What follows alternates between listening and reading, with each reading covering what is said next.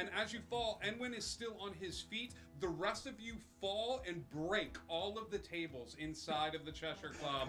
To which Bo goes, "Come on!" Best day ever! Group, Bo. He would work with the group because he likes Cass, and that would just be really, really awkward on the battlefield. What? I don't think that's an awkward. Perfect person to protect Cass. Wait, I like what? it. Let's go. I'm still here. I don't need protection. I'm still here. At the... I know you are, sweetie. Chris, It's okay. shh. The adults are talking. Shh. Oh, One alright. second, buddy. I like it. I'm gonna. What did Chris you think? likes Cass? I like What have you been? Ibs was a little pretentious. Abs was And my for favorite. me. I like Bob. Thanks, Perry. Alright. Appreciate it. Are you gonna leave? Yeah, the crew needs me. You go, and I'm gonna stay right here. Oh my god. And he nods his head. And he nods his head and walks you over to the door. And sort of opens the door. Oh man.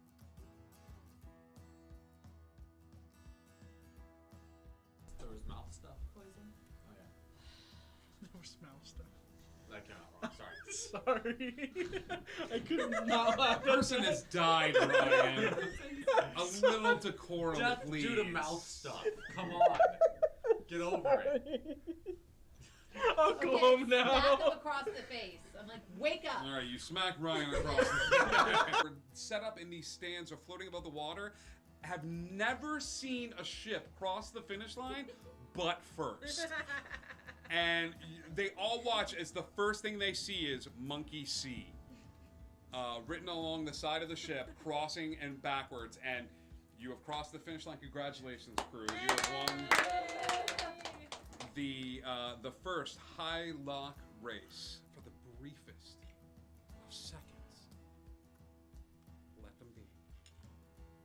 Let them love and hurt and change and tell stories and die fighting and pouring drinks and doing the right thing even though it hurts. Just let them be. We can give them that.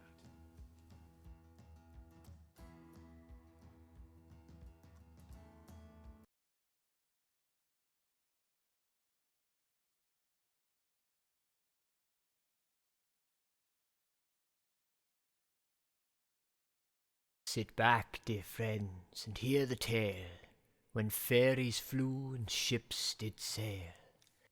You know the stories often told, of Peter Pan, both brave and bold, of Tinker Bell, clever and smart, of evil men born black of heart, adventure and treasure buried in sand, time held its breath in Neverland. But darkness fell on the island fair, a sickness rose of no compare. Each creature and plant fell one by one, no respite found for anyone. So the island died, its people scattered, those left behind broken and battered. Years went by, no end in sight. Then through the darkness came new light. The island breathes and life returns. Within our heroes a fire burns. The drive to find those who are lost, to build a home at any cost. Join pixies, skeletons, a mermaid or two, healers, never boys and lost boys too. They're here each week, new stories told. So pull up a chair and never grow old. Hello, everybody! Hey! Well, show's over. That's as good as it's gonna get. It's been great. Hi. It's been Welcome. world's greatest cup Welcome. of coffee. Dear viewers, come on in. The water's fine. Welcome to Indigo Chameleon. I wish I took my socks I off. wish this is awkward. Welcome to. It is Friday night. It is time to play a little Dungeons and Dragons here on Indigo Chameleon in Neverland. That's this place. Oh my God, the comedian's a bear. So hi, One Big Uno, Maysay, Wolfgren, Icky V, everybody that's hanging out in the chat, thank you so much, and everybody that hung out with us backstage and got to see our General Grievous. I'm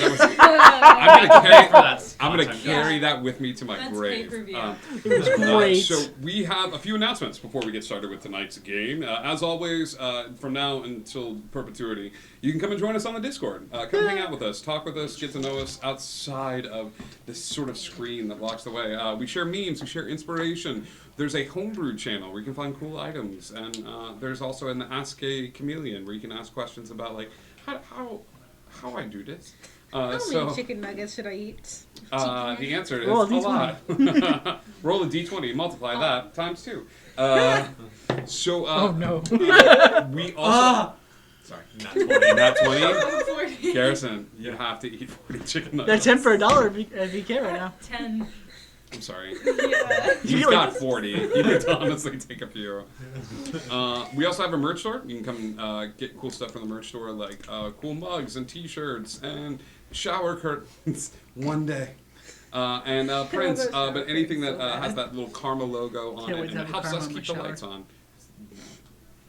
I'm all for it. You can also get stuff from Dimitri's online store. It's been streamlined, so there's only 4 items up there right now, but it's cool stuff like granting a player a reroll, granting a player an automatic pass on a skill check, getting a player a present, where it can be an item, a potion, or changing that nat 1 into a nat 20, or making them fail a stunning strike. So I determined the level of the present on that one. Targeted. So that seems like a present.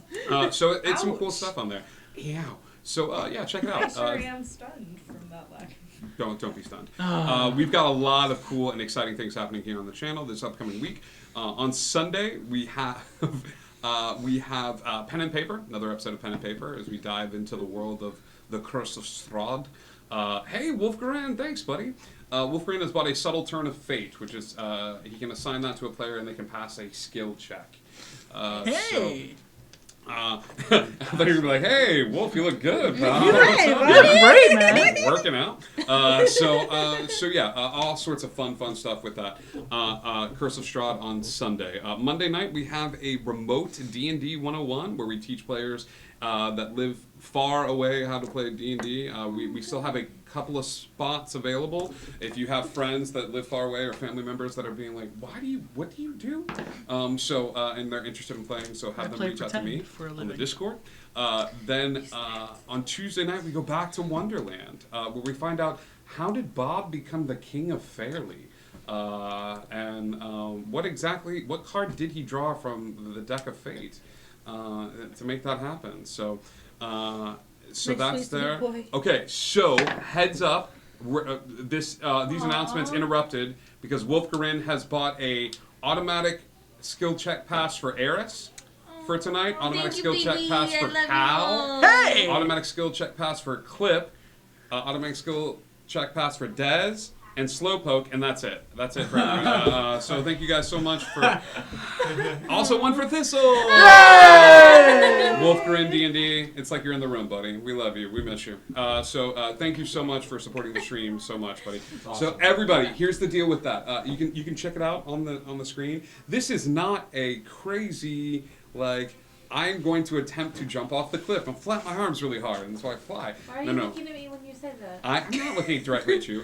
This is not a crazy, this is I passed this by the skin of my teeth, but it is a skill check, okay? Perception check, stealth, lockpicking, one of those. It's not an attack, it is not a saving throw. So we jump off the cliff, we almost die. You turn into a pteranodon, and you realize you don't have a flying speed, and you wave goodbye to everyone. You slow your fall as prep. I use my neck as a cast. Wolf is good, people.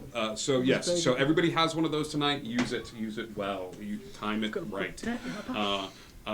Wednesday, there's no game. Thursday, we go back to the Lost Isle. The group goes to England around the late 1500s during Midsummer. Well, the night before Midsummer, almost a Midsummer's Eve.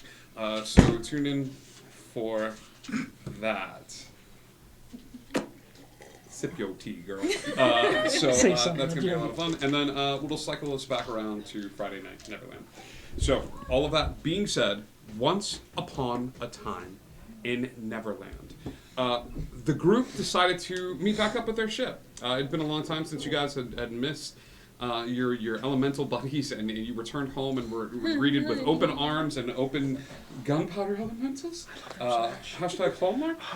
You were able to have all of this given to you, and after a bit of time at sea, you did some exploring. You located 2 islands that you had found on a map, one of which was an island lost to time. And after a little bit of careful examination, there was also notes about an island that was floating off of the ground a little bit, a few inches. You decided to head for this island that was floating off the ground in search of allies in your fight against the Mother Mimic.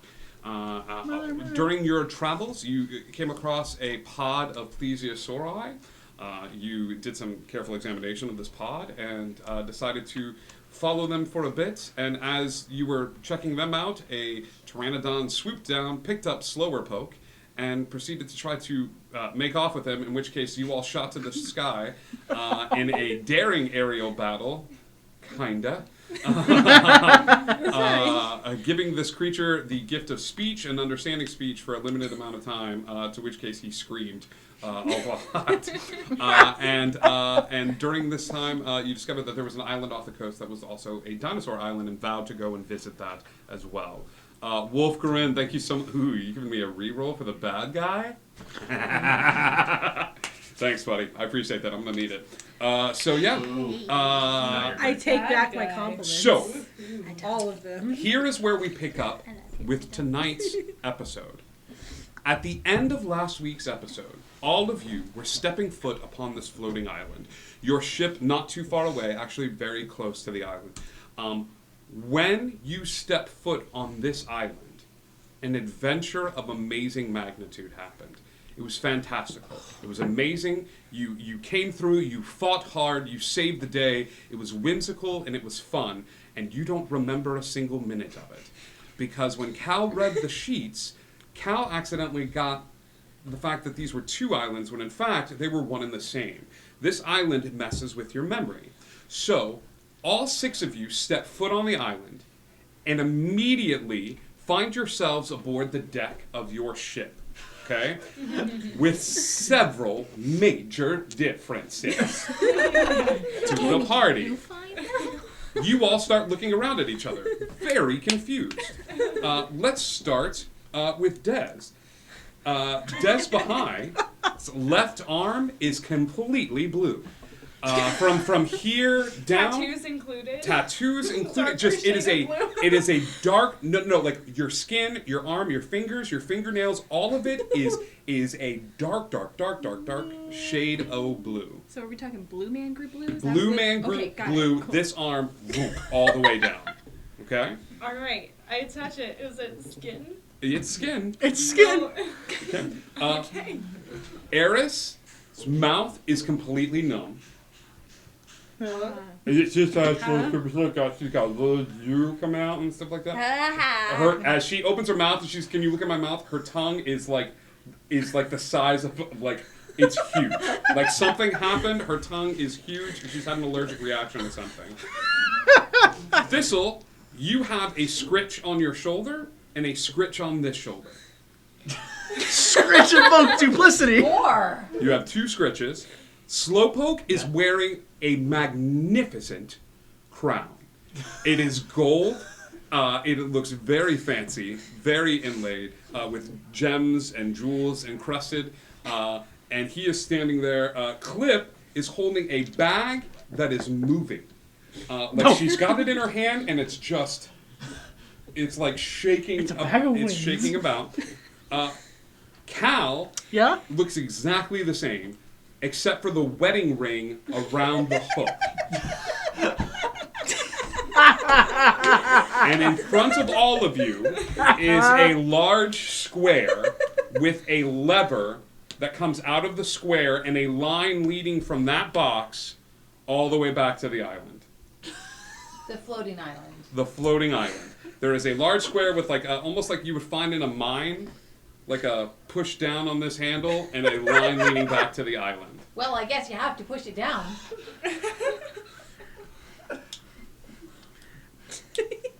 I can't think of anything else to do. I don't know about you guys, but that's really the only thing I can think of right now.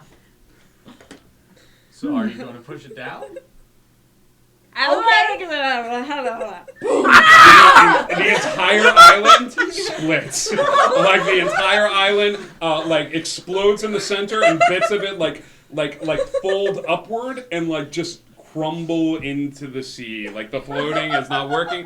It explodes right towards the center of the island, and one of the scritch on your right shoulder is like, yeah, great job. That was probably what you had to do. Oh my gosh, you talk!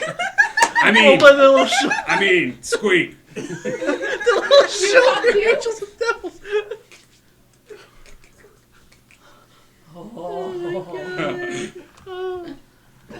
Well, I love devils. I love devil shoulder scritch. He's my favorite. Cool. We're going to the other island now, right? Oh, man. This is definitely not because I forgot we were walking on this island. I want this established right now. This is definitely not because I got really excited about a dinosaur island and totally forgot we were going to this one first. I just want that established. This can't be Is this bag making any noises? This bag, give me a perception or an investigation check. It's almost like you knew we'd blow it up. 18. I'll be watching the bag. Okay, you're close by and you're kind of like side-eyeing the bag. Where's my... Okay, 9, 10, it's like 12. A 12. Yeah. I mean, it's moving. It's not really saying anything. It's just it's moving around a lot. It's like a canvas sack. I open the bag. Okay. As you open this bag, a naked goblin jumps out of the bag, and he's like, thanks for nothing, and like jumps into the water and just starts swimming away from the boat. What the hell? Anybody? Congratulations! Gosh, I guess. You got 2? I do. This one talks. You got a crown? And your arm's blue. Finally, I can say something weird about you. I haven't noticed. No, I'm kidding. How are you feeling? Was that Welcome to my life. I want to know if anyone else has another ring, because if not, I'm hoping the other person wasn't on that island. Oh, we're just gonna go put that in the pot. They married Cal. None of you have a wedding ring. Cool. Hey! No, we're being real here. You know. And you got a crown. Yeah. Goodbye to my kingdom, I guess. We blew it up. It's gone. I'm sorry.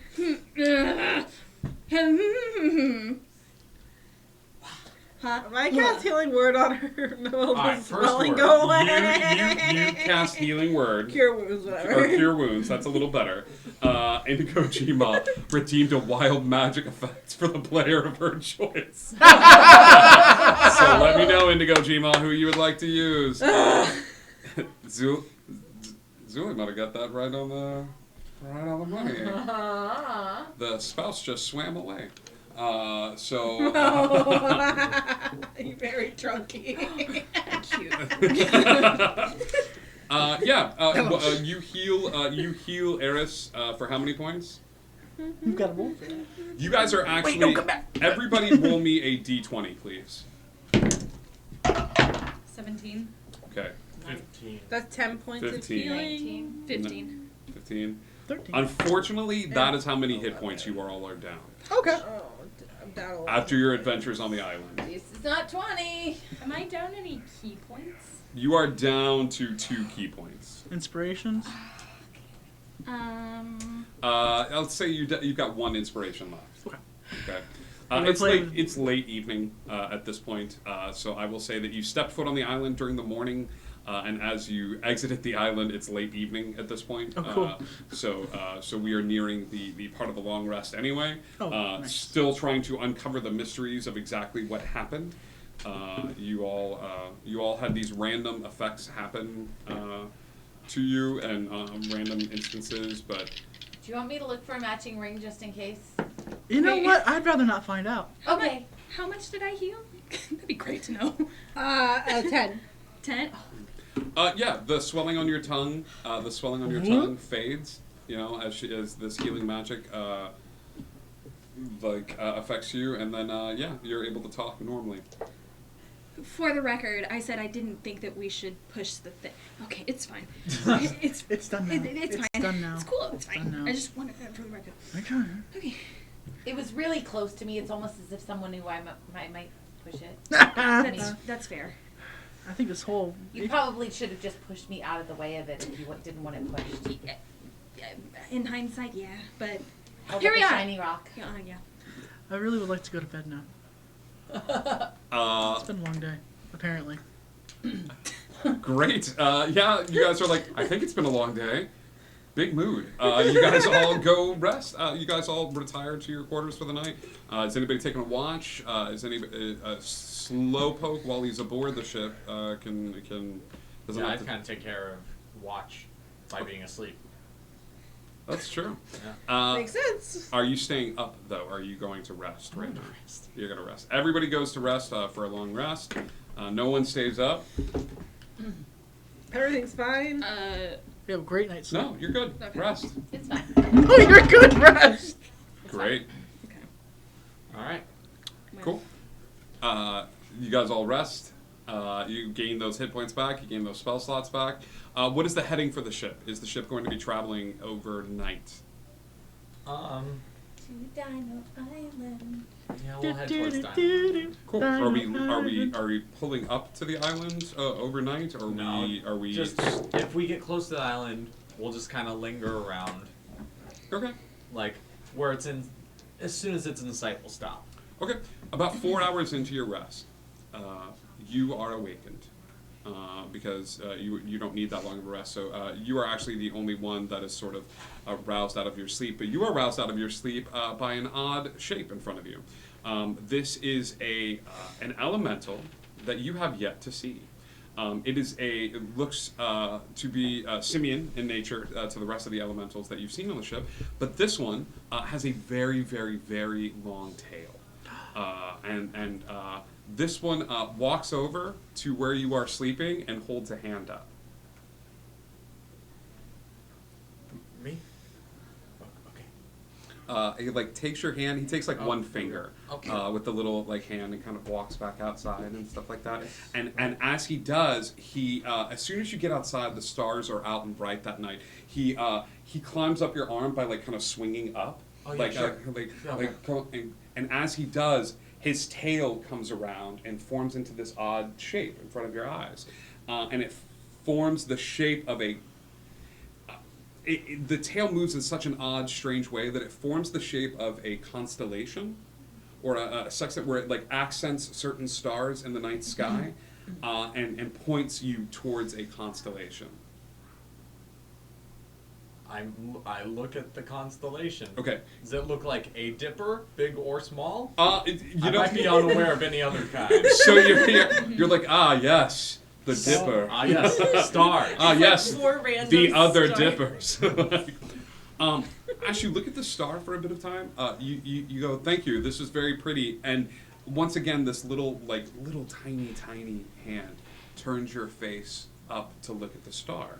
The star is composed of 4 stars in a line, and almost like a V, and then other stars above this V.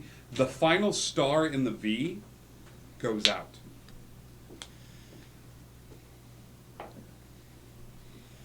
What does this mean? The little figure crawls up and puts both hands on your face.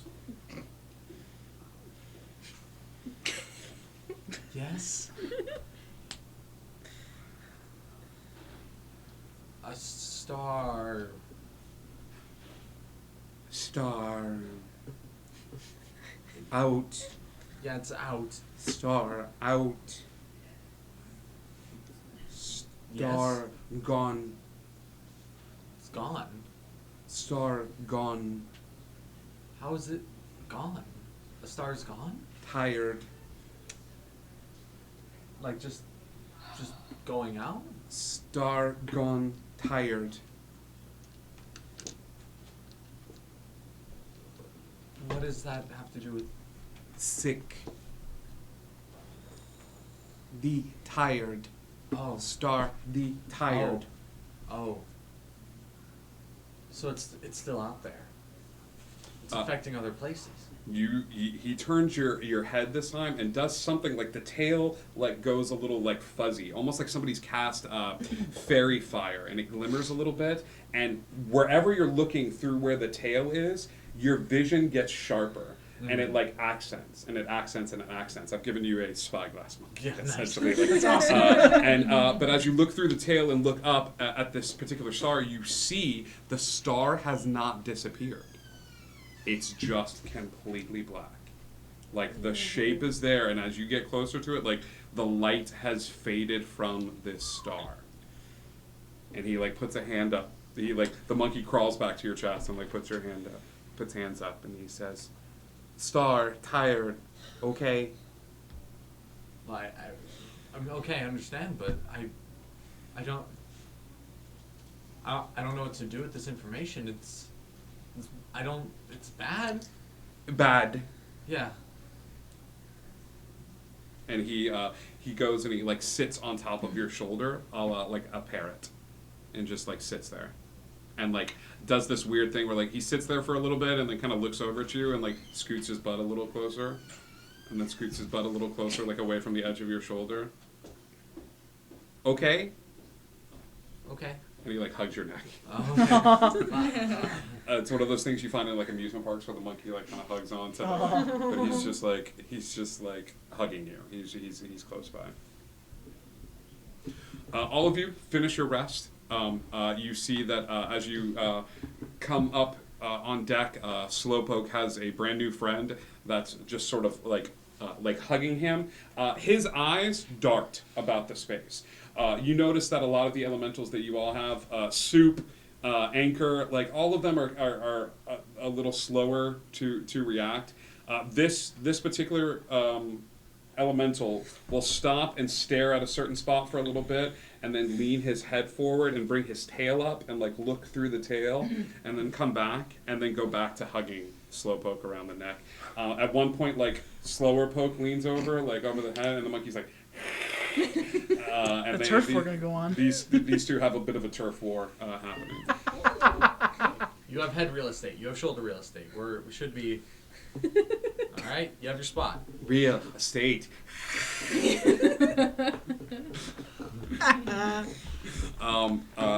You find yourselves off the coast of a very familiar looking island. Let me describe this island to you. Much like Neverland, you see plentiful beaches surrounding the portion of the island that you do see.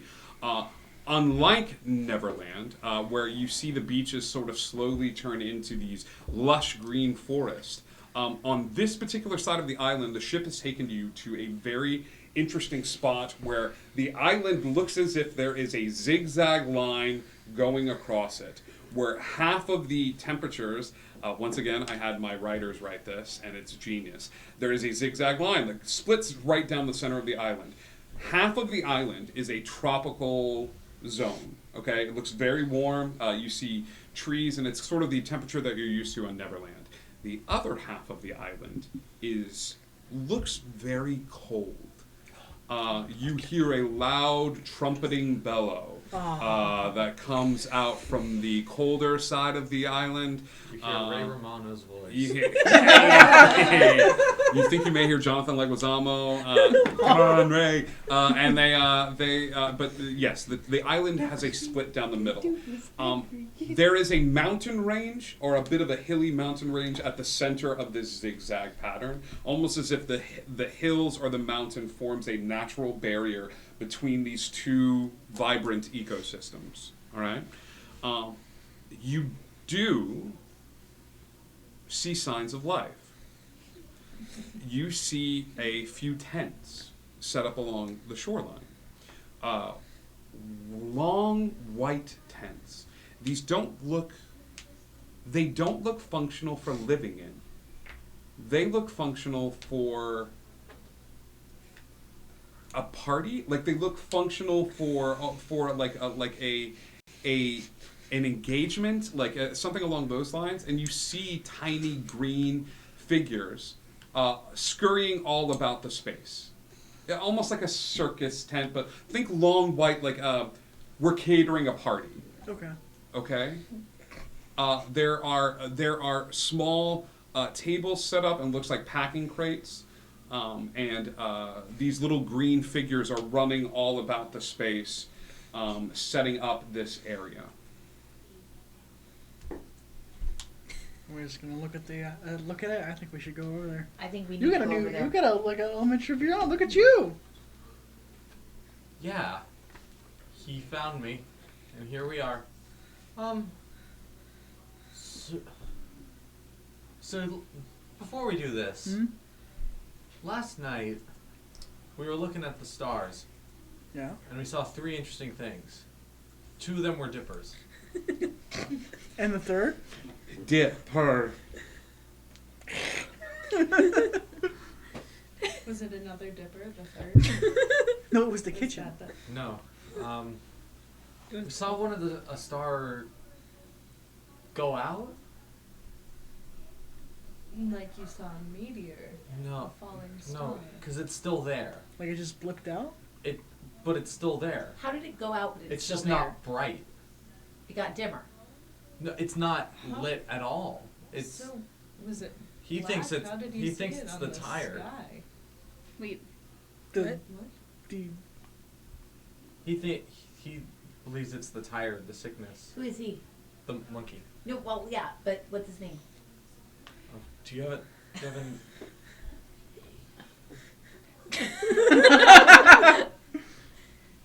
Dipper.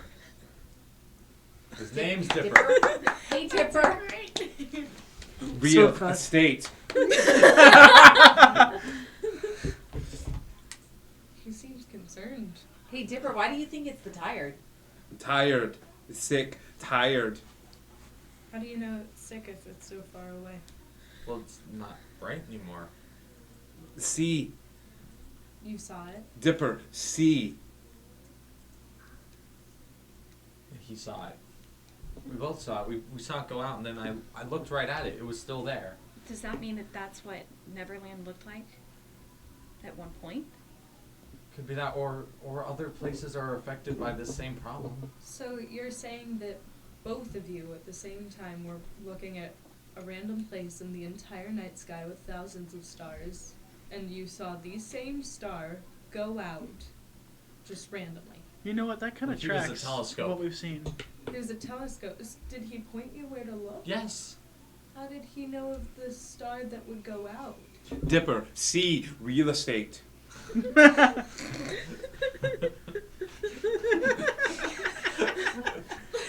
We've got to find an island for this He monkey. sees things. He sees things. So It's free real how did he have a estate. premonition of which star? It's not a premonition. He saw it. But he pointed you to where it would be first. Saw it starting. He has a gift, just like all the others. Did he tell you how to fix it? Could it be foresight?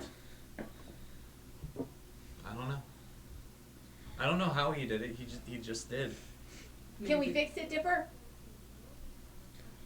I don't think that's. I'm not sure if Dipper has. Fix real estate.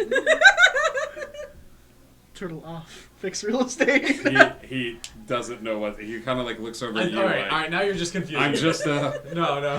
he tries to knock slower poke off. Dipper, I'll give you less real estate. how did you know the star would go out? Connected. You're connected to the stars? Connected. Or- See. Are you connected to the stars or the sickness? Family. Other family. Connected. You have other. Tired. Look, There are more. Wait, obviously, these creatures were created by combining, what are they called? The Things that you would need on a ship. Elementals. the elements, like the elements of the world around us. If anyone's gonna understand, like if he's an elemental connected to to what's out there, then of course he would know what would be wrong, where to look. I mean, if mimics can be connected, I'm sure elementals can. I'm just saying, if we can't fix it, then maybe we can figure out a way to fix it. But since we can't get up there right now, maybe we're at this island for a reason? Maybe. All I know is there are dinosaurs on that island and I want to go there. I just wanted something I wanted us to be aware of before we. A small ship has left the island and is heading towards the Monkey Sea. This ship is manned. As it gets closer and closer, you see 2 or 3 goblins aboard this ship. They are carrying a basket. The basket is filled with fruits and dried meat, and it looks to be 2 small clear containers of water, of drinkable water. And the goblins come over to the ship, and they knock on the side of it. I wave enthusiastically and say, "Hello there!" Hi. We were told to deliver this. Why? Because our boss wanted us to deliver this. Who's your boss? Lance Catan. He's part of the wardens.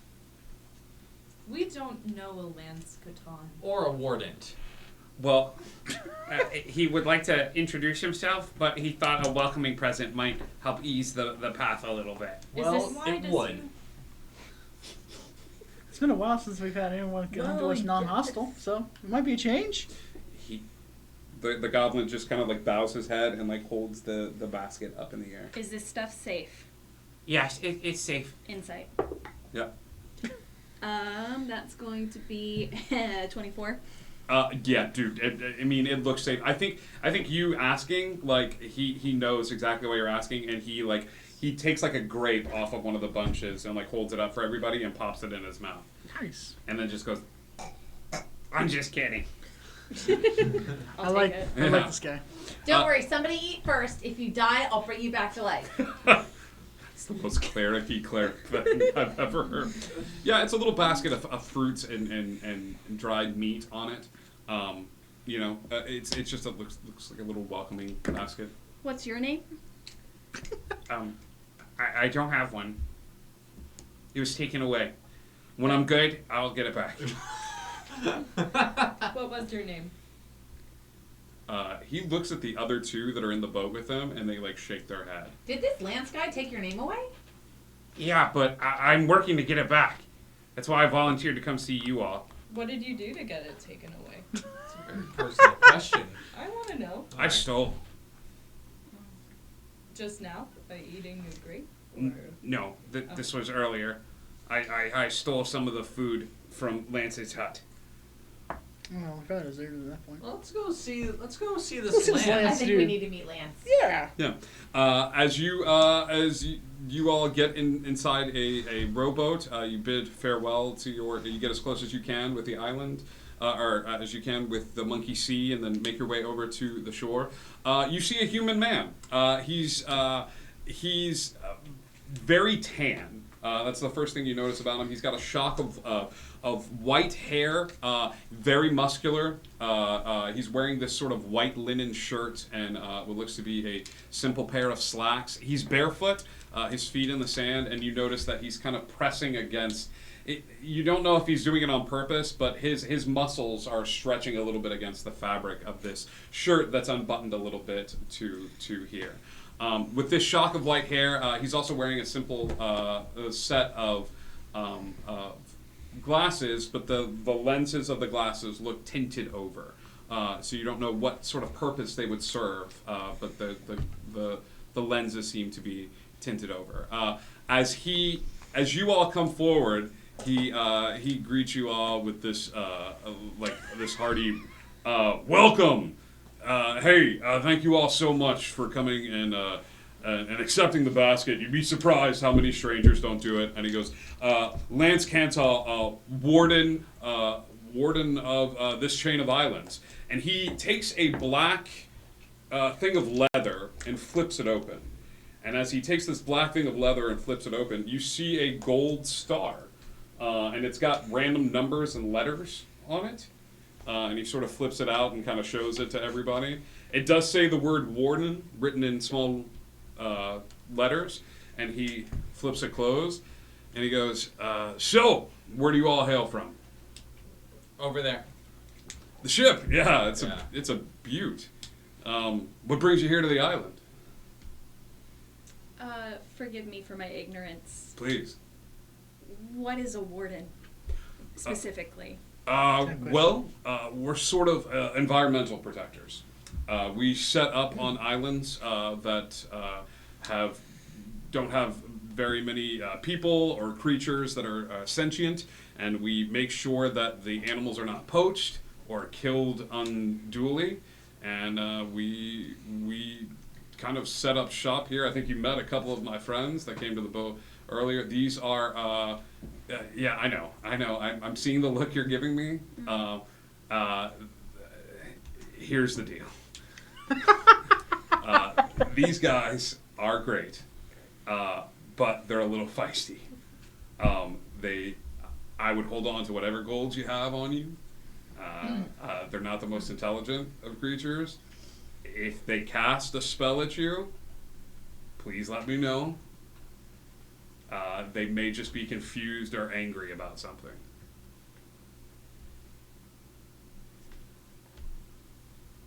Where are the dinosaurs? You've seen them too, huh? What caught you guys?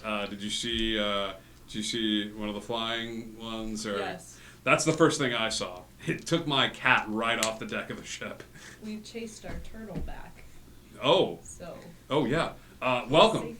I'm still investigating why they're all here, but man, there are a lot of them, and they. So this side of the island, I've been able to determine, is a side of the island that has a bunch of, I don't know, dinosaurs. I don't know where you all are from. It's like meat eaters. We'll say this: sharp teeth. There's a few of them that hunt in packs. The other side of the island, you'll see a bunch of different looking creatures. There's one over there that's a mastodon. You'll see a saber-toothed tiger as well, and other such creatures. But right now, we're just studying from afar. Please do not approach them. If you do approach them, do so at your own risk, but try not to hurt them. Oh, all right. So what do we do here now? Explore. Try not to get eaten. Well, that too. I mean, you guys don't. So we're just looking at dinosaurs? Oh, what's in the tents? It looks like you're having a party. Yeah, that's actually just to protect the supplies. A lot of like scientific equipment and things of that sort. And you look over at the tents, and the tents are underneath them are random like wooden crates and boxes. None of them are open, but all of them are just underneath this long line of white tents, and it does look like it's. It doesn't even look like the goblins are underneath the tents, like shading. Like the goblins are outside of the tents. Some of them are gathered around a little tree, like talking and things of that sort. It looks to be about 15 to 16 goblins in total. But all of the tents seem to be protecting these crates from the sun.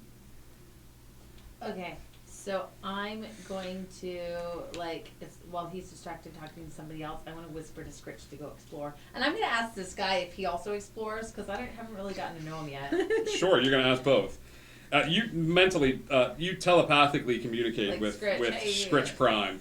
Scritch Prime. And there's another one on your shoulder who's just kind of sitting here. And... Do you go explore too? What? Will you let me know if you see any cool stuff? Yeah. There's dinosaurs, probably, right? Yeah, probably. You shouldn't get eaten, though. Yeah, that would suck. Because then you'd be dead. Yeah. Okay. Do you want to go explore, or are you going to stay here? Like, go explore? Like, go explore? Well, you can also just stay here, because Scritch is really good at exploring. I bet he looks like he's got this so good. Look at him. Look at those little legs scurrying. This guy... And I'm going to be honest, I did cardio this morning. My favorite. I did, run around, I love you and hate you so much. It's like I was running up on those, what do you call it, the ropes? Yeah. No, you should stay here as a decoy. We'll work on it. We'll workshop. Maybe we'll come up with something. Maybe Maybe we'll talk about that more when the decision comes. Okay. Very Kevin Smith. All right. No. You keep doing you though. Okay. Okay. Hopefully Scritch is running. Sure. Give me a stealth check for Scritch, please. Okay. 16 Scritch goes tearing across the hot sand and his little feetsies. So he's going to make a stealth check as this little rat runs across the sand. Oh, I forgot to do stealth checks for him. What about- That's Dex, right? That is Dex for him. For a rat, he's really cruddy at Dex.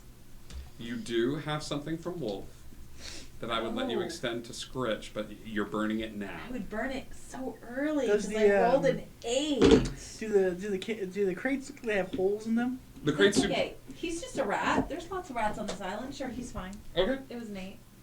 An 8? He has a +0 to Dex. Okay. As a rat. Sure. That's ridiculous. That's ridiculous. I know. That's dumb. Totally. And the guy's like, he's got this. So Scritch goes tearing across the desert floor. He's zigging and zagging a little bit, and you notice a couple of the goblins like pipe up as they see this rat running across, and they all like start looking over at where Scritch is, and they like start like, and then they like one looks at the other one, he goes, and they go, yeah, and they start like kind of following Scritch's movements with their head and looking back at their boss. Scritch gets over to one of the crates. Well, I want him to crawl around and go between They are- tents and then duck no, through they out are- of the tents. they You are- can't, they're self-contained. They are no. So he could go. He could go in the tent. The tents are open. I want to. Oh. The they're tents are open on I can all see in sides. them. Yeah. There's only a Got it. top Okay. portion of the tent. Okay, so I want It's him like a to flea market crawl tent. around and look like for a crate with a hole in it or a crate that's open. I want him to see. None of the crates nothing. are open. Is this cat around that he talked about earlier? The cat? Yeah. Give me a perception check. It's pterodon food. I've already come to terms with that. 11. No, you don't see a cat. Okay. Yeah, Scritch. Where's your cat?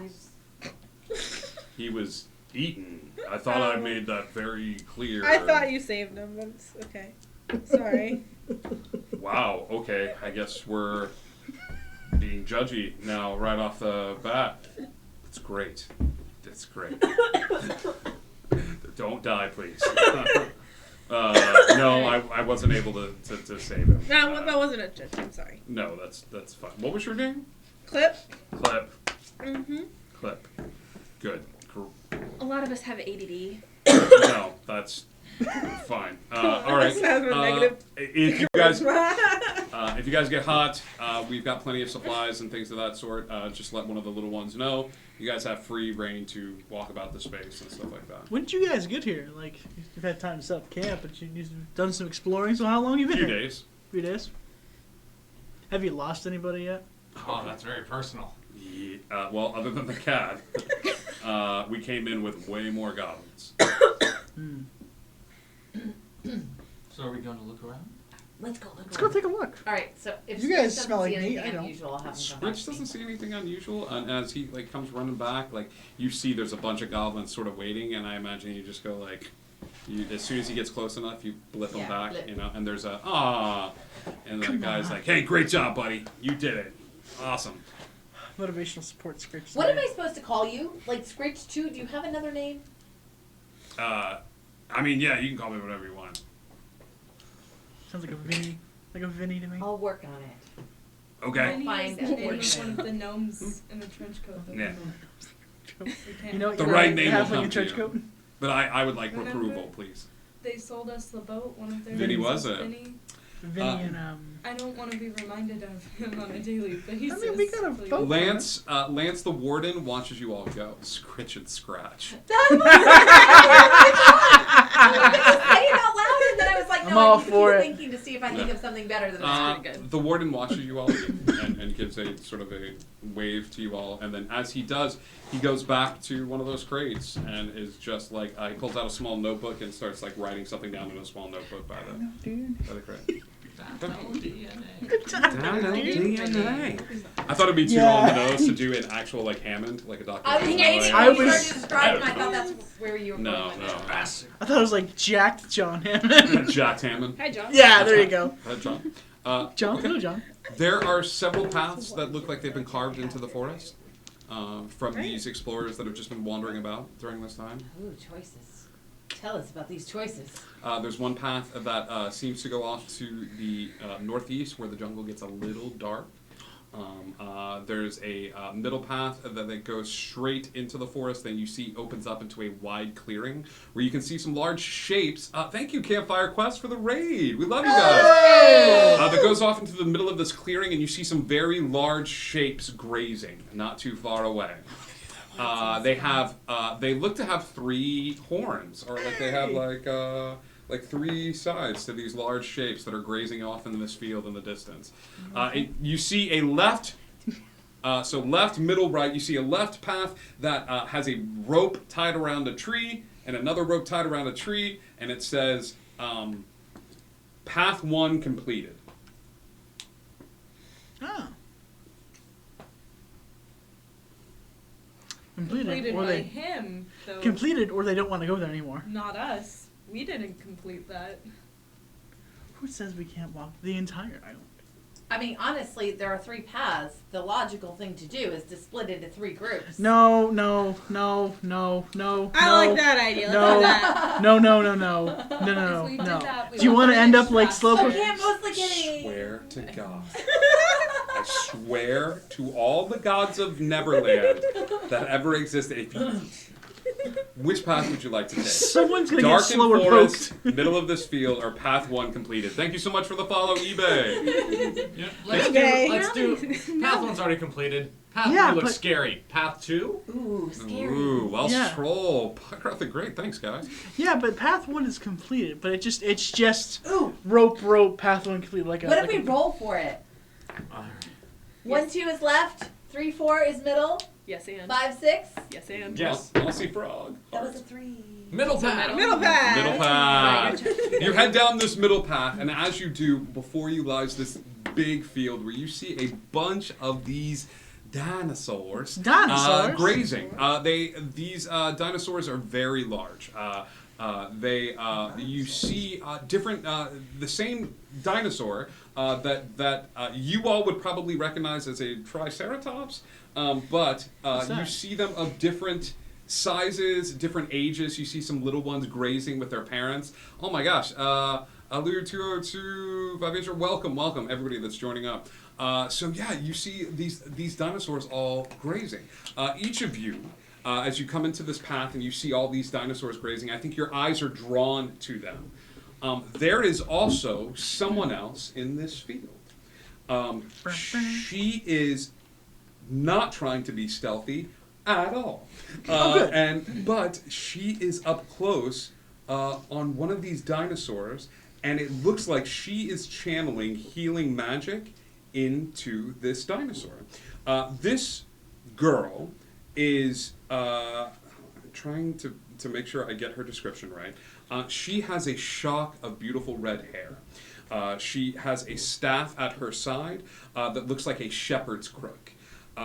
Throughout her person are scrolls and books adorning her. She's got a Chewbacca sash. Nice. And it looks like it's filled with inks and pens. So the inks go this way, the pens go this way.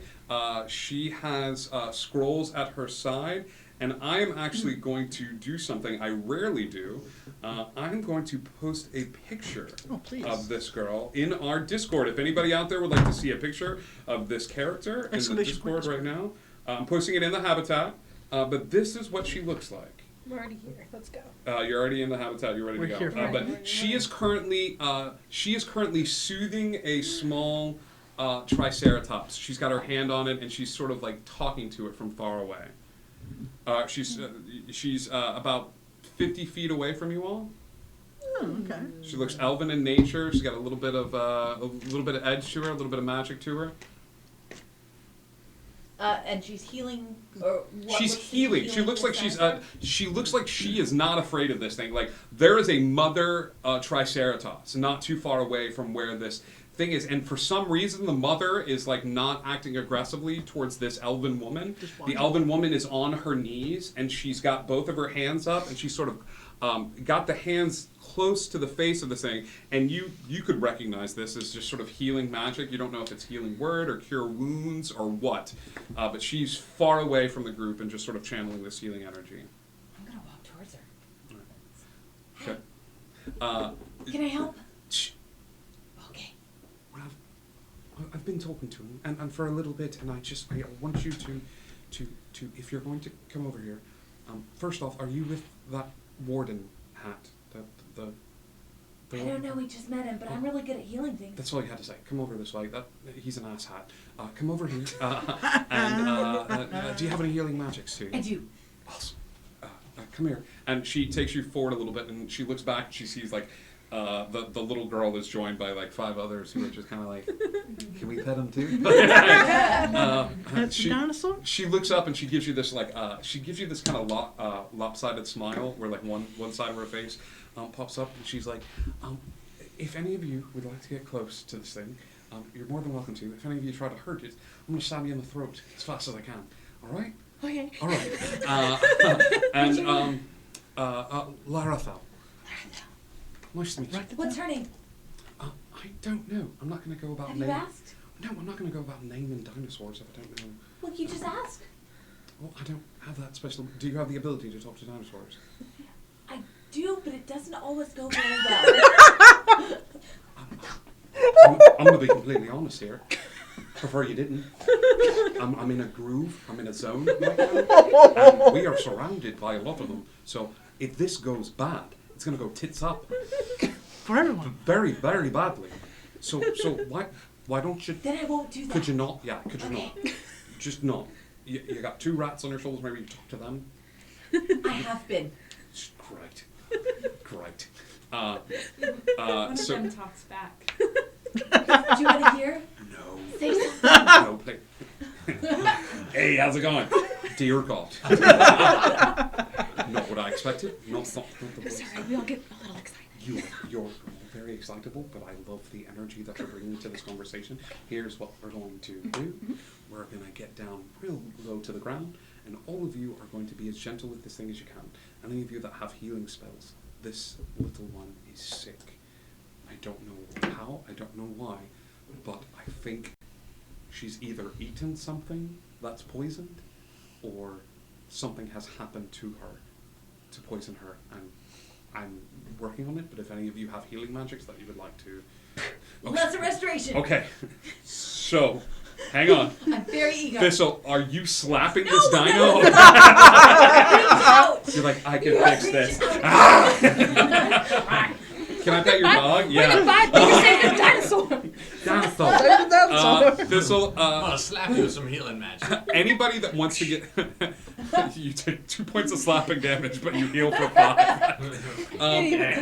Anybody that wants to get close, okay, to the dino, you can make an animal handling check at advantage because you are in Larathel's presence. Okay. Well, it's touch-based. So before you heal this thing, I need you to go ahead and give me animal handling at advantage because you are in Larathel's space. Okay. Cal is still like away from everybody, watching for like meat eaters. Yeah, you're scanning the horizon? Yeah. Okay. Like everyone's like paying attention to Triceratops. The mother? The mother dinosaur, because I know moms are the most hostile. She's getting nervous. She's getting nervous that like it went from like, oh cool, it's one of the walk upright ones to like, oh it's 6 of them. It's like now 7. Like she's obviously getting a little antsy. Would you like to spend time with her? Would you like to try to soothe her instead? Yeah, I'm not gonna try and reach out and touch her. I'm just gonna sit next to her. Okay. And kind of. Give me the same animal handling then. Do it at advantage because you're within Larathel's presence. I got 21 on my animal handling. Cool. And I'm gonna cast Cure Wounds at 2nd level. All right. I need you to roll that healing for me. You're keeping watch. I got a 12. You got a 12. You missed it. Not awful. I think it's funny. I think you're like sitting down and then your wings like flare upward. You're like, look, I'm one of you, and she recoils a little bit. But then as you bring the wings back, she relaxes. 15. 15. I think that's enough to be able to touch. I set the DC at 14. So you are able to, like, she recoils a little bit, but you're able to place your hand upon her and heal. It's 18 points of healing. 18 points of healing? It was a lesser restoration. Oh, okay. Yeah. Does that help with the poison condition? Sure does. All right. Blinded, deaf, and paralyzed or poisoned. Very clever. So yeah, between the cure wounds and the lesser restoration, are you doing that, or are you kind of scoping out the horizon as well? I can't heal. No, are you? I didn't know what you were doing. If you're like sitting down, you want to. I was just watching. You're just watching. Cool. Yeah. I got a 17. I think that's enough to chill her out. You just sort of sit down and become a calming presence. And I think with your connection to the tribe, she will lay down a little bit as well. Like she will like lay down, and it's like, Mom, am I right? Yeah, like, the lesser restoration moves through. You see some of the color return to this little one, and as soon as the lesser restoration, the cure wounds kick in, the little Triceratops starts like bouncing a little bit. Like it just starts like bouncing about the field, and it does one of these where it stands there like this, and then just rolls in the grass a little bit, and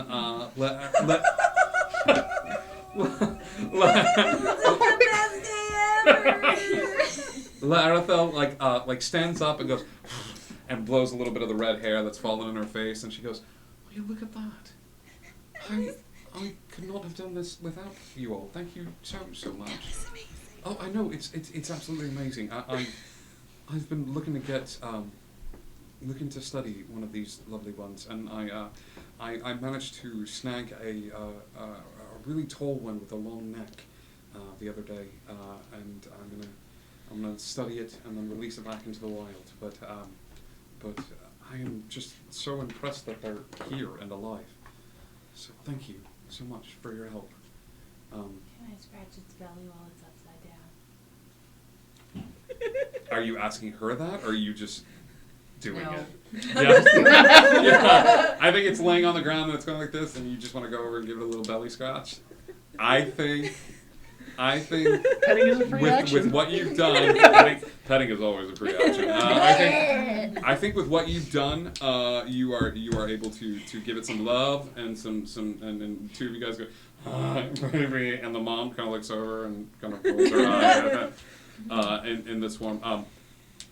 During this time, since you're keeping watch and you're watching, I need the two of you to give me perception checks. Because this seems important, I'm going to burn my one. Okay. 20. The two of you notice this is a very large field. Yeah. And it's spread out such that the mothers tend to stay close to the center, with the bulls standing out towards the sides of the group, sort of moving the mothers and the kids inside, where the mothers will walk about, but some of the older members of this group of Triceratops are on the outer edge. One of them goes down. The two of you just watch. This one on the outer edge goes down. Just drops. It goes down, and I'll say this, with enough time, you see it shrink. So the first thing that happens is it goes down. The second thing that happens is it starts getting smaller, smaller, and smaller. I'm gonna something's happening and then just bolt that way. Okay, you're gonna run. Yes. In this group of dinosaurs. Like, you're gonna just something's happening, I'm gonna just start running as fast as I can. I'm just double checking. Cool. Okay. So first off, give me an athletics or acrobatics check to see how well you navigate through this. No, this is my one. Okay. This is my one. Smart. Because the minute Slowpoke goes, guys, something happened, he starts running, and that running kicks in the flight or fight in this herd. You hear this as this group all of a sudden starts taking off down the field, like the little one stops rolling around in the space, and Arathel like looks up and she's like, "Son of a! What are you doing running through the middle of the field?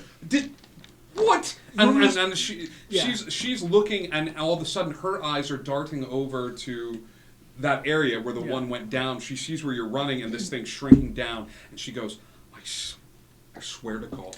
And she takes a book and slaps it to her side, and takes the staff from behind her back and starts running off. Like after she chastised you for running, she starts running off as well. Who's following at a clip, or moving their way through this stampede? Fly, because I can move faster, 60 feet. Fly is activated. Fly is activated. Just run. I'm gonna running. just run. I need acrobatics or athletics check from the two of you. Clip, what are you doing? Running. Running. Okay. Acrobatics or athletics? Mm-hmm. That's an 18 acrobatics. 18 acrobatics. Hold on, I'm pulling. What are you going to do? 22. 22. It's a 13 on the dice, plus, I'm sorry. It's alright.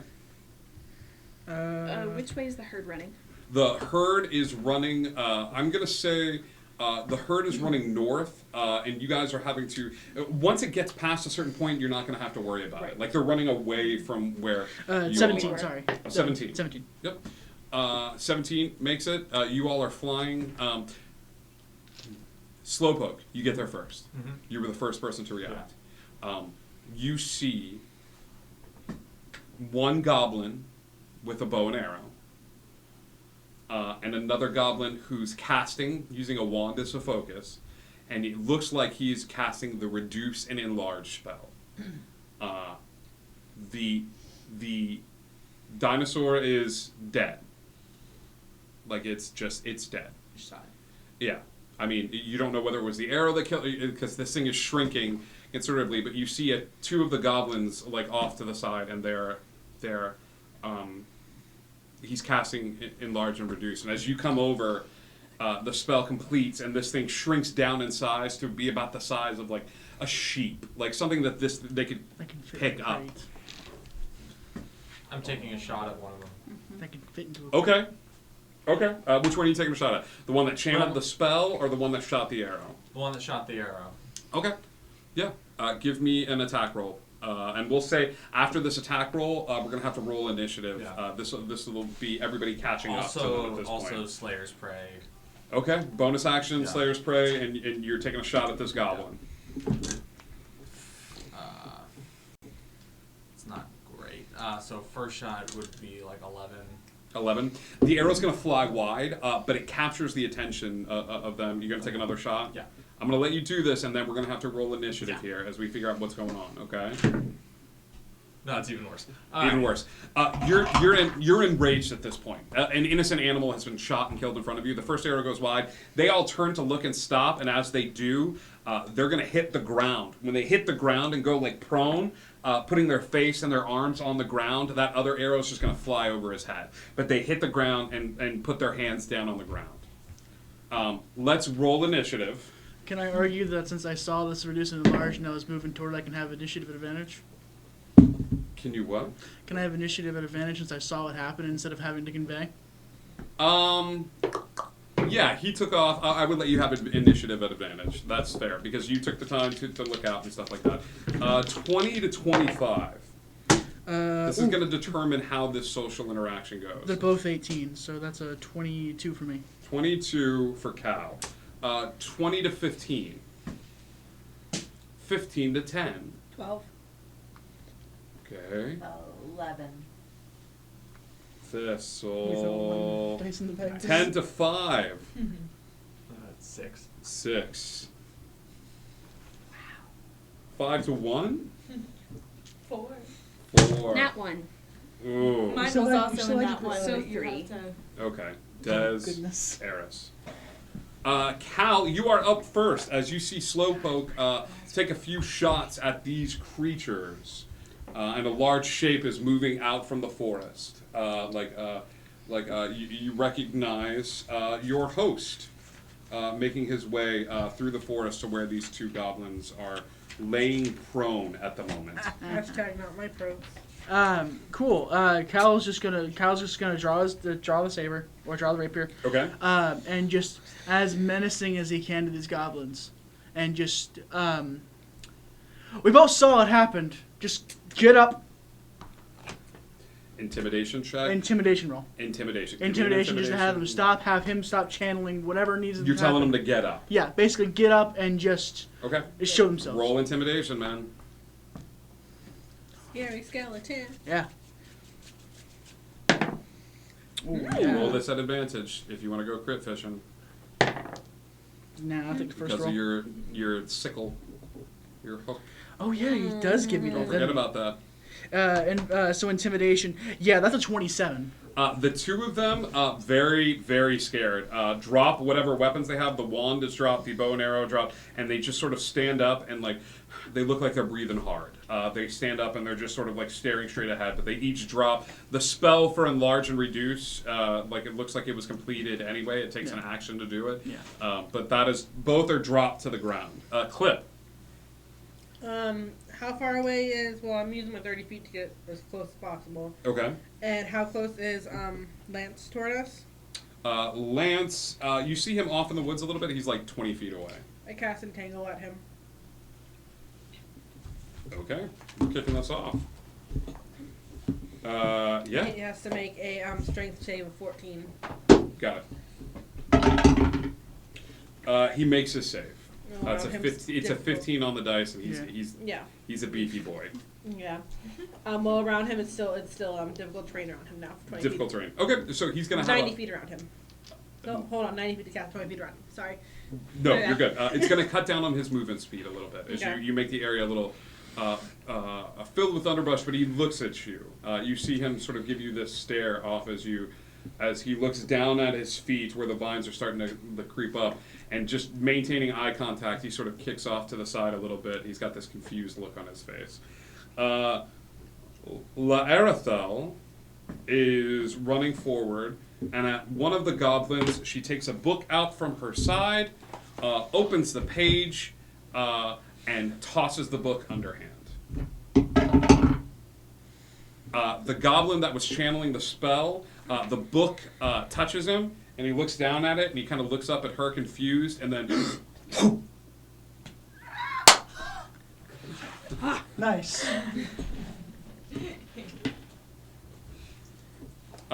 And she stands there, and she sort of looks up, and she's like, "We're gonna have to give you a little bit so you can walk out of the little mess of weeds that you're in, but then you have some questions that you're gonna have to answer, Lance." And she sort of stands there at the ready with another book at her side that she's just sort of flipping absentmindedly through the pages of. And she's just sort of standing there and goes up and blows back a little bit of the red hair in her face. Thistle. Okay, can I get over to where Lance is? You can.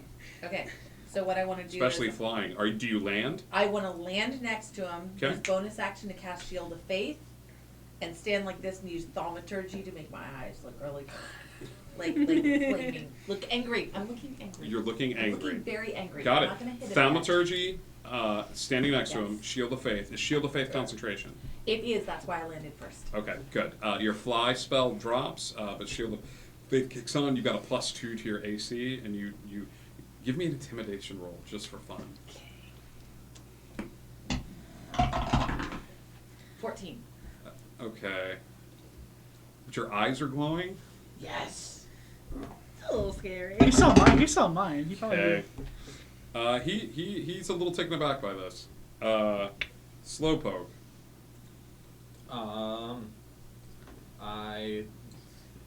So there's still a goblin. There's one goblin who's staring at the ground where his buddy was, and there is now a blue book that everybody who's in the clearing that's close to them at this point looks down at this blue book whose cover immediately turns green, and it says, "The Life of Lifnock the Goblin." That's so cool. That's really cool. I gotta learn how to do that. That's awesome. This is terrifying. I'm gonna take a page from Clip's book. I'm gonna use my Tangle arrow on Lance Armstrong. Okay, got it. We're just like, no, we don't get to move. We automatically don't like you. We like her more. She said you're an ass, therefore you must die. His action. What's his full name? Yeah, that's Lance like a can. 22. 22 hits, roll damage. This is the first. I don't think it's a damage one. Hold on. Okay. Tanglefoot arrow. His actual. Oh, it's just the Tanglefoot arrow. Yeah. Great. What's the save on the Tanglefoot arrow? Lance the arms. DC 12. DC 12. For strength. He actually fails this with a 7 on the die. He's got that. No, strength save does not. Hold on. No, I don't think that's the saving throws for like repeated turns. I just have to hit him for it to work. Okay, then so you 22. Sure. You tangle him up as you watch as Slowpoke fires this arrow, and as it does it, the arrow elongates, and as it does, it sort of wraps up around his legs. And Lance doesn't move, doesn't look to break it. He just crosses his arms, and just sort of like sighs a little bit, like looks down at the ground, like looks down at the difficult terrain, looks down at his feet, looks down at his legs, looks down at the goblins. Like one is now a book, and just okay. And I also yell, or say, or whatever. Hey, you have a lot of explaining to do. You got some explaining to do. Yeah. Got him. Des. Hashtag got him. Got him. Hashtag not my Lance. Des. Not my warden. Not my warden. So he's completely Warden's not tangled even a up. real place. He's tangled up, man. The goblins aren't posing much of a threat. The goblins were never going to pose a threat to you all. Yeah. I'm just gonna slow down my pace and just kind of walk straight up to him. Okay. And I'm gonna take his glasses and just snap them in half. Wow! I can't wait to fight Why this did guy. we all become high school You bullies? would hit a man with glasses, would you? You hit a man with glasses. I didn't see that. I can't wait to fight this guy and 16 You goblins. take the glasses. Give me a strength check. He's gone Super Saiyan. For the glasses? Yeah. For the glasses. Oh. Okay. They're probably carbonate. 13. Okay. You do not break your hand. Okay. Oh. The glasses, you take them, you like. Use a key point, just punch it. Use a key point and Yeah, stun can it. I key point it and just punch him? Yeah, you can. Roll me an attack roll. Sounds good. You instead try to. It's just you take them and you're like. 14. Okay. 14 hits. They're in your hand. You just take them like this and go like this. Yeah, I'm just trying to punch out Roll one of the damage. lenses. Dino DNA. Dinosaur Land's great, guys. God. 5 plus. I really want to. Can we just revisit my wedding ring, You please? take 8 points of damage. Nice. Against your fist that you used to punch the glasses. Uh-huh. After that punch, it hits you. These are magical, and you cannot destroy magical items. So you went.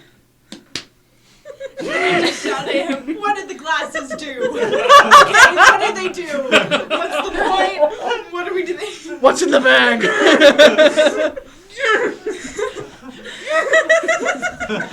This is my punching hand. God, I hate these glasses. I hit them so hard. Just lean over. Rain 29, the glasses hit harder than the goblins.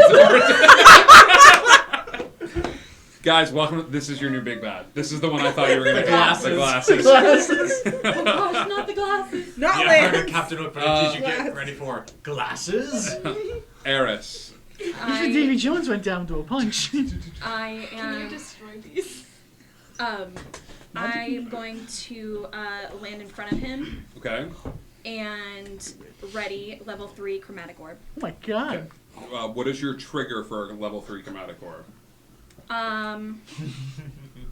For him to inflict any harm. If on he harms anybody in the group. anybody in the group, including Earthel. The Okay. dinosaurs. Lance, on his turn, Poor dude. will not break the bonds that are holding him still. Instead, Lance will put both hands up, and as he does, you are able to look into his eyes, and you see a pale light that comes from the eyes. He is going to snap his fingers, and the glasses will disappear from your hand and appear back on his head. The glasses are his familiar. And he'll smile a little bit. Glasses you can't lose. Yeah. He'll look at you and smile a little bit, and says, "The glasses are mine." I didn't ask who they belonged to. I No. asked what they did. No, I'm aware you didn't ask anything. Yikes. You just came in here, all of you, guns a-blazing. And I imagine it's because she said something. Didn't you do the exact same thing to the species native to this world? You mean the one that was sick and dying and infecting the rest of the herd? Yes. And what were your goblins doing? Shooting others and shrinking them, probably to keep in those boxes of yours. He will just stand there at the up. I think he's said his piece. He is not going to cast anything. He's going to look at the goblin that's there and look at the book and look over at Laerethel and goes, "Really? This is what we're using the books for now?" And she just sort of like shakes her head. If the shoe fits. Yep. If anybody else wants to go, he's not making a move. He's not acting aggressively. Cal. I think we have a lot to talk about. Looks over at the goblin. If you move, I swear to God, I'll take your life. Why don't we? He starts crying. Oh no! His buddy just got turned into a book. People are shooting arrows at him. Like he's not even supposed to be here today. Why don't we talk this out? What's going on? And then later thought, what's going on? We are performing scientific experiments here on the island. My job as warden is to make sure there is something poisoning the creatures here on the island. I don't know what it is, and all I know is that it's being spread by some of the creatures. As soon as one gets infected, they pass it along to the others. So I'm going to cast Zone of Truth.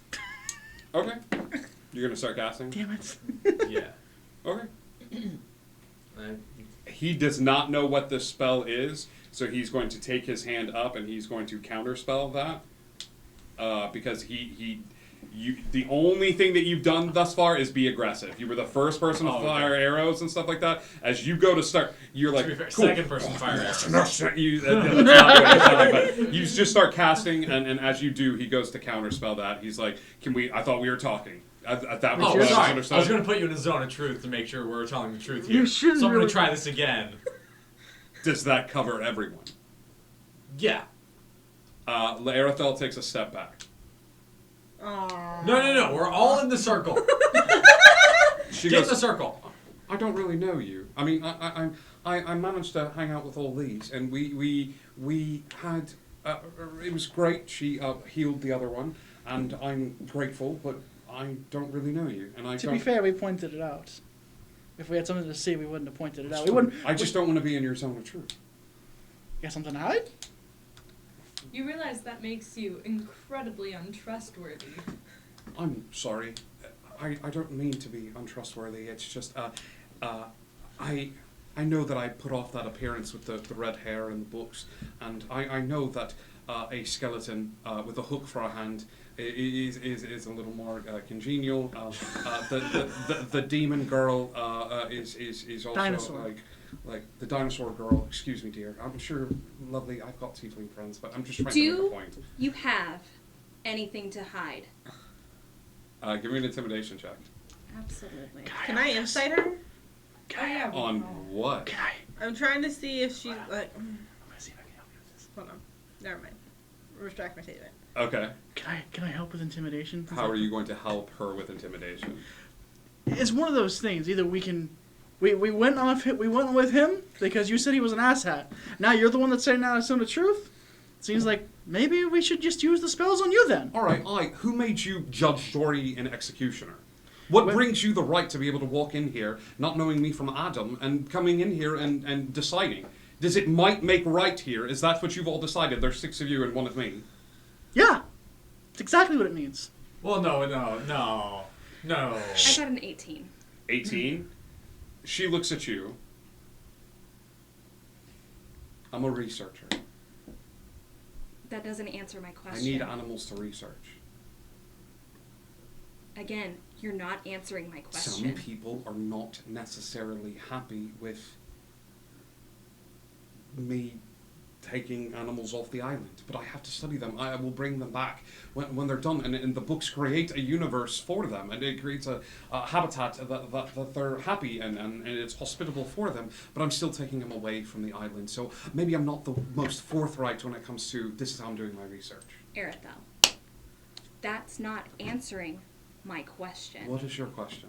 What do you have to hide? Nothing. I shared with you. Then why won't you step in the zone of truth? She begrudgingly takes a few steps into the zone of truth. See, was that All so right. hard? So what are in those? Not this to Lance. Okay. What are in the boxes? Nothing. It's scientific equipment. Oh, are you going to cast Zone of Truth now? Okay. Everybody make wisdom saves to see if you can beat it. If you are able to beat it, you are free to lie willy-nilly as you see fit. What's the save? Now, Zone of Truth? I want this to be completely on the up and up, so let's do this. Hi. Can I borrow you for a second? I need you to give me 2 wisdom saving throws. Oh, no. Okay? Do you want to borrow some dice? The first one is going to be for Lance. Here's for Lance. You're going to go ahead and roll this at Here's for advantage. Arethel. Oh, there's 2. Because he's already been attacked, or he's been... 18. Yeah. 18. You're going to roll another one. Actually, no, that's all I need you to do. That's perfect. You're lovely. Wolf, your reroll has been used. Yikes. Okay. Great. So we're all supposed to roll. I rolled a nat 1. Wisdom saving throw. You can't lie. You can lie, but if you lie, Is it wisdom? Slowpoke's going to know. 14. Wisdom save of 14. 17. 17. 15. Oh, God. 19. 22. 19. Minus 22. 15. 50. Oh, I didn't even add anything to mine. Wow. Why you always lying? I can't lie. Really put this clip ever lie? Goblin wants his damn union rep. Do I know? No. Do I know if it worked? Oh no! Can you roll one more time for me? The goblin? Oh, hell yeah! Oh. There's a mimic somewhere. 6. Yeah! Do I know if they succeed or fail? Oh no, I've already intimidated You read He's through that? fine. You know, I know if it I succeeds thought or for fails. sure you were gonna kill these guys. I know. Okay, so You know if they succeed. yeah. So So- I turn to the goblin. You cast this spell, and you're like, bow before the might. Oh, guys, come on. And you realize that Clip. Did you roll a save? Yeah, it's 22. Clip failed the save. The goblin failed the save. And Laerethel purposely failed the save. She didn't fight the zone of truth. So now you know when they say something if they're lying. Mm-hmm. All right, so I turn to the goblin. All right, what is in the boxes? Move, make my day. Come on. I think he's like, move, make my day. He's like, Answer the question. I don't want to. Answer the question, but you move your legs. You're gonna lose them. the boxes have and he like looks over at Lance, and Lance like looks down and he crosses his hand and he goes, the boxes have things that we've gathered from the island. What things? And Lance like looks down at him. I stand in front of Lance and the goblin. I'm in front of him. Me and I'm already Aaron in front just of move in front of Lance. Lance between Lance and the goblin. He's tangled I up, just see so- Eris in front of us, like just rolling the chromatic orb in her hand. Who's staring at the goblin? Me. Me. Ask if Hang the on. boxes have- Everybody raise your hand if you're staring at the goblin. Is the goblin a I'm right beast? next to Clip, him. you're not staring at the goblin. You're staring. Okay. No. I'm right next to Okay. the goblin, Lance. so I would have to. You're staring at Lance. Mhm. Everyone else is staring at the goblin. Lance's sunglasses flash, and the goblin drops dead. I said I'm using it. Chromatic orb. Okay. I said, yeah. I cure wounds? Is he like dead? The goblin. I'll say Is that he like- the goblin falls unconscious. I cure wounds on him. Okay. Oh God, not again! The goblin's like, and with that, a chromatic orb is fired off. 15. Do you need a roll for the cure wounds? No, he's up. 15 doesn't hit. Oof. Go ahead and roll wild magic for me. Absolutely. I'll roll a d20 just to see if D20 you first. hit wild magic. Are you sure I want to get in a fight 4. with an Azamar? Okay. There is I do today. there is like, I hated this freaking island anyway. And he will cast Dimension Door out. Lance? Wait, didn't that give me advantage? Do you have To Warcaster? No, you said to roll magic slurs for advantage on my attack. Hang on. I think he What do was you have? rolling- Do you have Mage Slayer? Do you have Warcaster? Or you No, get you advantage? told me whenever, because it was for You were wild holding magic this attack. surge. Uh-huh. The wild magic is anytime you cast a spell above first level, you Oh. need to be rolling a d20 to see if wild magic automatically kicks in. Right. I've been very kind to you and been like, And hey, then you other could times use advantage, roll okay. it there for advantage, but after every spell, No, I got it. you should be rolling that I d20. thought it was for advantage. No. Nope. He is going to poof out of existence. Can you do that when he's tangled up? Yeah, 'cause he's- Count. Yeah. He's, Okay, yeah. cool. Yeah, he can still move his hands inside the snare. It's just So a it's This like is a a- dimension door opens and he just falls into it. This is a teleportation spell. Okay. This is not a like the door opens. It's like, won't you be my neighbor? Like he doesn't have to run through the door. Like he automatically. I just like that visual that he did. Like a door opens and he just falls into it. It's like, I'm escaping. If anybody has counterspell, I will let you fire one of these off. But if so, he is going to transport the 500 feet back to the beach. We can just meet him back up I have at the dispel beach. magic. Let's just Yeah. go back No, to the beach. count. I need. Somebody's got to. If somebody wants Counterspell. counterspell, No. that's my clutch. All right. As soon as I see him walk through the dimension door, I'm heading back to the beach. Okay, everybody takes off. Like as soon as he poofs out of existence, and you smell that faint smell of like arcane crackling in the air. You know where he's gone. He's gone back to his little like base. Unfortunately, there's 18 or so, 15 to 18 goblins all at this little base. Well, But like, what can they do? Yeah. Is the little goblin got back up, right? You Yeah, see yeah. him, right? so I need to know one thing: who is leaving? And who is staying behind with this little goblin? Are we picking him up? What are we doing? Are we? What I'd like to does the zone of truth stay around you? Like, can we pick him up and keep questioning him as we run towards the beach? I think it's a stationary No, it cast. stays. How about this? I love where your head is at. I will grant people a couple of questions as this thing wakes up into consciousness. Because the spell should have dropped, but I'm going to grant a couple of questions. So as a group, you guys get 2 questions to this little goblin with the master not around. Ask him if there are dinosaurs in the crates. We could ask. What's in the crates? Meat. So, the dinosaurs. Yes. Wait, is that the meat you gave us? No. Is the meat you gave us dinosaur? No. Stop asking questions. We That's have a from the few. other. That's from the previous island. What is he hiding? He's a collector. Of what? Meat. He's a chef. What is he feeding? People. What was the previous island? That's enough questions. I think at this point, like I was gonna be too. As you look and say, what was the previous island? You go, it was some floating island. Nice. All right, so we are gonna go back to the beach.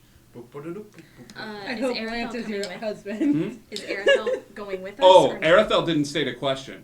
No. I was just asking if she was coming. with us. Arathel's already taken off. The minute he casts the spell, she's cursing up a storm. Like she's kicking up like sand and stuff like that. She stops to like pick up the book. She like angrily looks at the little goblin and sees that he's up, and she's like, she picks up the book, and as she does, she's flipping through that book that hit the other one, and she's looking through it. And as she goes, she's looking. Now she's walking through. She yells out, "Apparently he's some fancy collector of exotic meats, and he sells them to people to cook. He's here on the island grabbing dinosaurs to cook them up and feed them to the richest bidder." There we go. And she's going take it towards off. the beach with us. Yeah. As she does, she takes the book and goes, and as she does, the goblin like falls onto the ground like this, and just like looks behind, and she's like, "Make better life choices," and she takes off down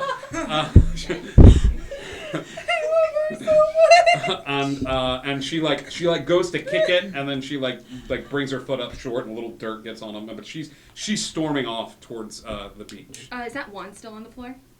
It is. Mage hand. Grab it. Okay. You guys are taking off towards the beach. Let's re-roll initiative, gang. I'm gonna go at bottom of initiative because I don't. With everyone running, Cal's gonna go a little bit slower just to make sure that nothing's following them, that there's no traps, stuff along those lines. Okay. So I will opt to the bottom of the initiative. Okay. Off to the bottom of the initiative is Cal. Let's do Larafel. Larafell's right before Cal. Hey! Way to leave first and still be in a 20 to 25. No. Initiative is also a skill check. Oh, interesting. It's I'll an take ability mine. check. I feel like I'm gonna need to save mine. You gonna save yours? I'm really gonna hurt this guy. I'm gonna take mine. Eris. Okay. 20 to 25. No. 20 to 15. 15. 19. 19. Okay. So we're gonna do. Hang on. We're gonna do Dez. What did you get? So I have 15. We both have 15. Okay. So You go first. Dez, Thistle, Slowpoke, Clip. Is that everybody? Cal. Cal's at the bottom. Clip. All right. Cool. I'm talking to the goblins about life choices. First of all. So the scene that you see before you is this. As you make your way to the beach, moving at a fast pace, 500 feet is still a couple of rounds. So that's it. Moving at like 30 feet, so 60 feet with a dash. 10, around 8. It takes you about 8 rounds in order for you all to run back down the path and get to the beach. The goblins are hurriedly. There is a ship not too far away. Like bigger than a rowboat, but almost like a barge, and they are taking crates as fast as they can, and putting those crates onto the barge and just carrying them as fast as they can. All these little goblins are kind of scurrying about. Little bits of light are flaring out from these glasses that he's wearing. And the goblins are running as these little flares of light go from the glasses. Who's the first one in the clearing? I'm flying there, so. Okay. I'm like running. Eris, you're first in the initiative order. You're going to take some magic missiles, my dude. As you come flying around the corner and you're like, aha! Uh-huh! As a few magic missiles are going to fly in your direction. 2, 6, 9. Oof. You take 14 points of damage, Eris, as these magic missiles hone in on you, and it's and sort of like splash up against you. I need you to give me a dexterity saving throw to make sure that you are able to maintain flying, because those wings are mechanical; they're a part of you. But just to make sure that you don't instinctively like lock up. 16. Okay, yeah, you managed to stay aloft in the air, floating above. That was his held action as he got ready to do that. Now we go to the top of the initiative order. As you all are beginning to run into the clearing as fast as you can. The goblins are not crowded around, but this lance, as you come into the clearing, has a wand in this hand. One has been used to cast this, and as you come into the clearing again, Lance is, with his other move, he's going to take his shirt and take something out of his pocket, and as he takes it out of his pocket, there are 2 lances in this area. There's one here, and there's one here off to the side. Okay? Eris, it's your turn. I'm going to fly past him. Okay. And cast Firebolt onto the boat. Okay. Nice. And I'm going to twin it so I can use it twice. Okay. So you're gonna use some sorcery points here. To do twinning spell, and then I need you, after you cast this, what did we get? 1 and a 4, so that's a 7. I'll let you do another attack roll if you give me a Surge of Wild Magic. But if you mess with this third one, like I can't help you. But you gotta take a surge. That's gonna be 24. 24 to hit. 24 hits. 24 to hit, and then 12 is my other best one. 12. It's a boat in the water. I'm Yeah. fine with that. Yeah, like both of those hit. Go ahead and roll twice the damage, and then give me a D100 for wild So that's magic. 18. And so that's 22. 22. As you are in the air shooting these bolts of fire, the goblins recoil from the spot as the boat very quickly hits. Those fireballs hit the crates on top, and the crates catch on fire, and you all smell. Actually, no. A little bit of fog starts coming off the boat as the magical ice inside the crates begins to melt based on the fire. And you smell a little bit of cooked meat. Go ahead and roll for wild magic 26. for me. 26. Okay. A third eye appears in the middle of your forehead. I don't know what it does. Does she see anything special with it? She does not see anything special with that. Oh, you know what? You remember that one time, like a couple of sessions ago, my first attack I was supposed to have had a little bit something to it? It did. There's no. This spell doesn't. Not for this one. It doesn't affect. I'll say this. It doesn't affect anything that you have to make an attack roll on. Interesting. Okay. It affects things that people have to make a save against. Okay, got it. Got it? Okay. 10-4. So that is Eris's turn. Eris, go ahead and roll me another. Did you roll for wild magic? I did. Yeah. Because that was a cantrip. Oh, got it. Okay. That was firebolt or fireball. Bolt. Firebolt. Okay, so it's a. Yeah. Cool. Some of the crates are on fire. The goblins don't know what to do. They're sort of like panicking and moving about the space. That is Eris's turn. Next up in the initiative order, Dez. All right, so this clearing, is there an area where I can get within 30 feet of as many things possible? Define things. Goblins and or the lances. I would say there's a special area where you could get within 30 feet of the lances and a few of the goblins, which are like scared out of their mind, just still in the process of, even though there are some of the crates on the boat on fire, their standing orders were get the crates on the boat, so they're like, ah! Like they're still bringing crates to the boat. All right, so, but for the most part, like those people are condensed. Yeah, there. absolutely. How far are they away from where I am? I will say you come into the clearing. Lance is 30 feet away from you. You can move into this spot with my movement. 50 45? feet of 50 feet of movement. All right, then I might as well. Could I burn Step of the wind. Key point and burn? Yeah, with Step of the Wind. But not do twice my movement. Just do. Desbahai is a blur as she burns that key point and moves as the wind. She is of the god kind, and she makes her way to the small clearing that positions herself in between where the goblins are and where the two lances are. So that is my bonus action, and I'm going to use my action. And because of how angry I have become at all the death of the dinosaurs, I'm going to be enriched by the shadow of death, and you're going to see her eyes flare white and her hair start to shadow behind her. Wow. And all of the people around her need to make a wisdom saving throw or be frightened until their next turn.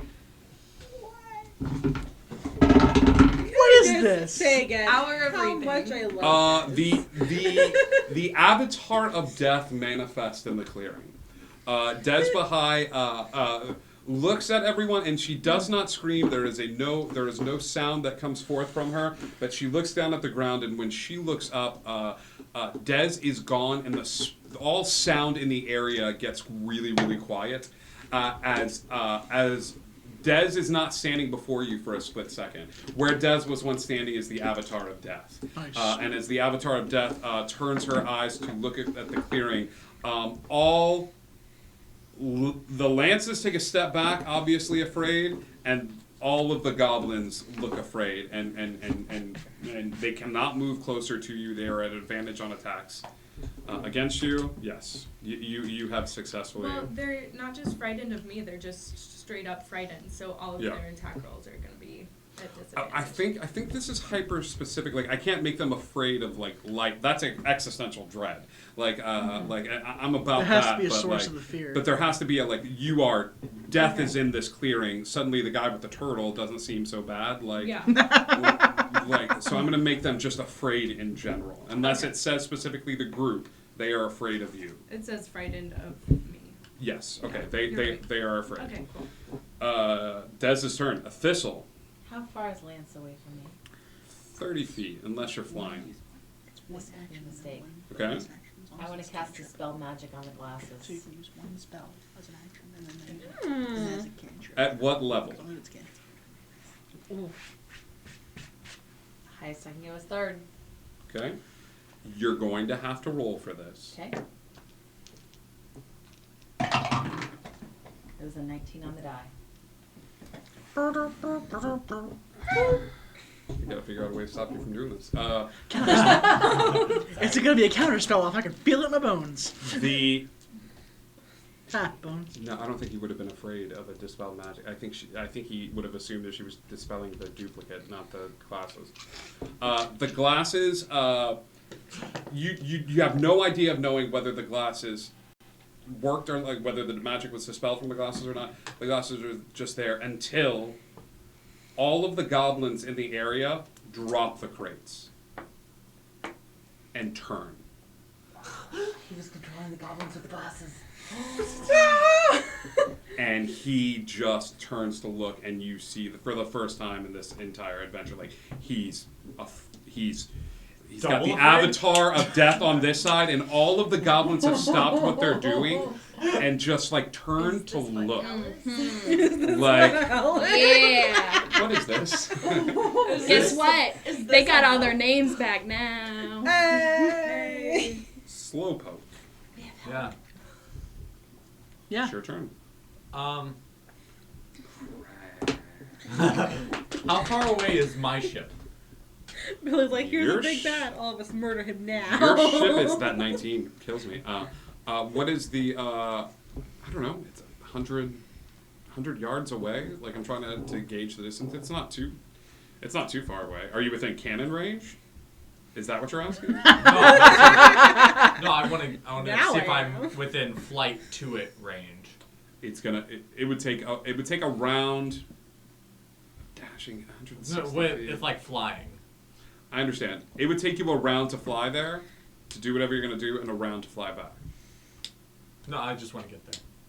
Yeah, you're flying back to the ship. Yeah. Go. Can I also? Go. Can I pull it closer to me too? Absolutely. So we can like meet in the middle. Yes, I will do that. Okay. You are able to. There is this weird moment where everybody's concentrating on this fight, and then you extend your hand, and it's a near, far as the ship takes off, and I you're imagine flying more forward. it's the Green Ranger summoning his dragon sword. Absolutely, I'm about it. The ship goes rocketing towards you as you go rocketing towards it, and you kind of do this power slide on board the ship. Yeah. As you stand there. Yeah, I will say that you are there. As long as it has All right, so that I used my flight for that. You use your flight for that. Okay, I don't know if I have any amount of things to do left. Do I have any? Can I like move the ship? I will give you a bonus action to move the ship, but All right, that's I'm gonna about try. all I can. I'm gonna try. If this is their barge, I'm gonna try to like just like block it. Okay, you're just there to like crap. I'm gonna see if I can get there and block the barge. Yeah. Got it. I'm about it. That's great, buddy. Take DM inspiration. It's clever. You forewin an attack to play him the right way, the captain of a ship. I'm about it. Okay. You parallel parked it. Nice. Yeah, thanks. I had to like go forward and back a little. Like, It's a 16-point turn. So he's getting extra practice. Clip. Clippium. Hello, it is I. I'm Hi, I see you're trying to kill a chef. Yes. Would you like Clippy to help with that? Yeah. I am going This is Neverland's version to of Gordon walk, Ramsay. so I'm standing Our next. children came up with the big bad being a chef that was killing dinosaurs, and That's What creepy. creative children. So creepy win for Liam and Patrick. it's amazing. Listen, they said that there was a kitten in the egg, so like it's Oh all God, downhill where's from the there. kitten? She is not on that boat. That kitten The cat's stays baby. on Neverland. Oh, no, his cat. Isn't that what we're talking about? No, Never mind? no, Okay, no. great. he probably cooked his cat. That's Clip, what come I'm on, saying. baby. I need you to come up with something. Oh yeah, I know what I'm doing. We're just talking. Wild shape. I'm not using wild shape. I'm using the circle of spores. Circle of So spores. what You're I'm- activating your. What I'm doing is I'm walking next to where Des is, and I'm activating it when I'm next to her, so I start glowing, and like this things are glowing like around me and You're like, moving me around. too, me too. Kind of. I want to be like, oh god, there's gods here. We need to go. You know. Okay. I'm yeah. trying to be kind of intimidating as Give me well. an intimidation check. You can make it at advantage because I never get to say this. You're making it at advantage because you're standing next to the Avatar of Death. Go ahead and make. That's Which a is- nat 20. Okay. Spooky, spooky, spooky. Spooky, spooky, spooky, spooky, spooky, spooky, spooky. Intimidation's getting its work cut out tonight. I want this guy to fear for his life. That's what I'm doing right now. I think that's already happening. Eight with it, yeah. Clip. When Cal Laerithel is going to look at you and sweep her hand forward. Oh, no, I couldn't. Just go ahead. I want to see how this plays out. Oh, no, darling, you don't understand. I'm going to end this, so this is a courtesy. Oh, I just might as well. It's what I'm going to do. Oh, all right. She walks forward, and as she does, you see this man is about to have a heart attack. He's standing next to this. He's lost his army. He's lost any sort of allies that he has on the island. And she reaches to her side and pulls out a book. But this book has writing on it. And she says, I did give a little fib earlier. I've been on the island a little bit longer than you have. And I know I said I'd only been here a few days. I've actually been here for about a week. You've been poisoned a lot of these dinosaurs, haven't you? And you know the one that I always loved? I was supposed to like the girly ones. Long necks and things like that, but I've never been that type of girl. So I'd like to introduce you to a good friend of mine that I'm taking care of currently at the moment. You ever heard of a T-Rex? And she takes the book and she goes, this one? Oh, this one's a real page turner. And she takes the book and smacks him on the face with it. And as she does, 18th, you girl, that clever girl. She smacks him on the face with it, and Laerithel smacks him, and he has this odd look on his face as he looks down at the book and realization sits in, and he reaches out a hand, and then all of a sudden he is gone as the book flips open and then flips closed, and it says, a comprehensive study on the Tyrannosaurus Rex, ampersand, and its prey. To be fair, That was really cool. I gave you warning. I tried no, to. you did I was something. like, if you wanted to I do can still something, do what I because want was to probably do. going to do this no matter No, it's what you okay. did, It's- unless I you killed him understand. outright. No, it's all right. I was You going to bring him back, and then I was going to throw him in the book No, again. You're gonna fit in great here. I'm still going to do what I'm going to do. Oh God! And she turns around and she looks, and there's like a bunch of the goblins that are standing there, and they're all talking in Goblin, and they're looking at all of you, and they're bringing up swords. You know what I mean? They're all contemplating, like, what do we do here? Do we oh, this is gonna be great. It's like 15 or 16 of them. Okay, that's cool. They all turn to look at the group, and they're angry. Because they're confused about what happened. They know they've been on the island. They know they've been under some sort of spell, and you hear, brothers, do not hurt my husband. As a waterlogged goblin comes swimming up onto the shore, and they all turn and they all look and they all go, Captain, we thought you were dead. We had to leave you on the island. I was not dead, and I told you I would come back.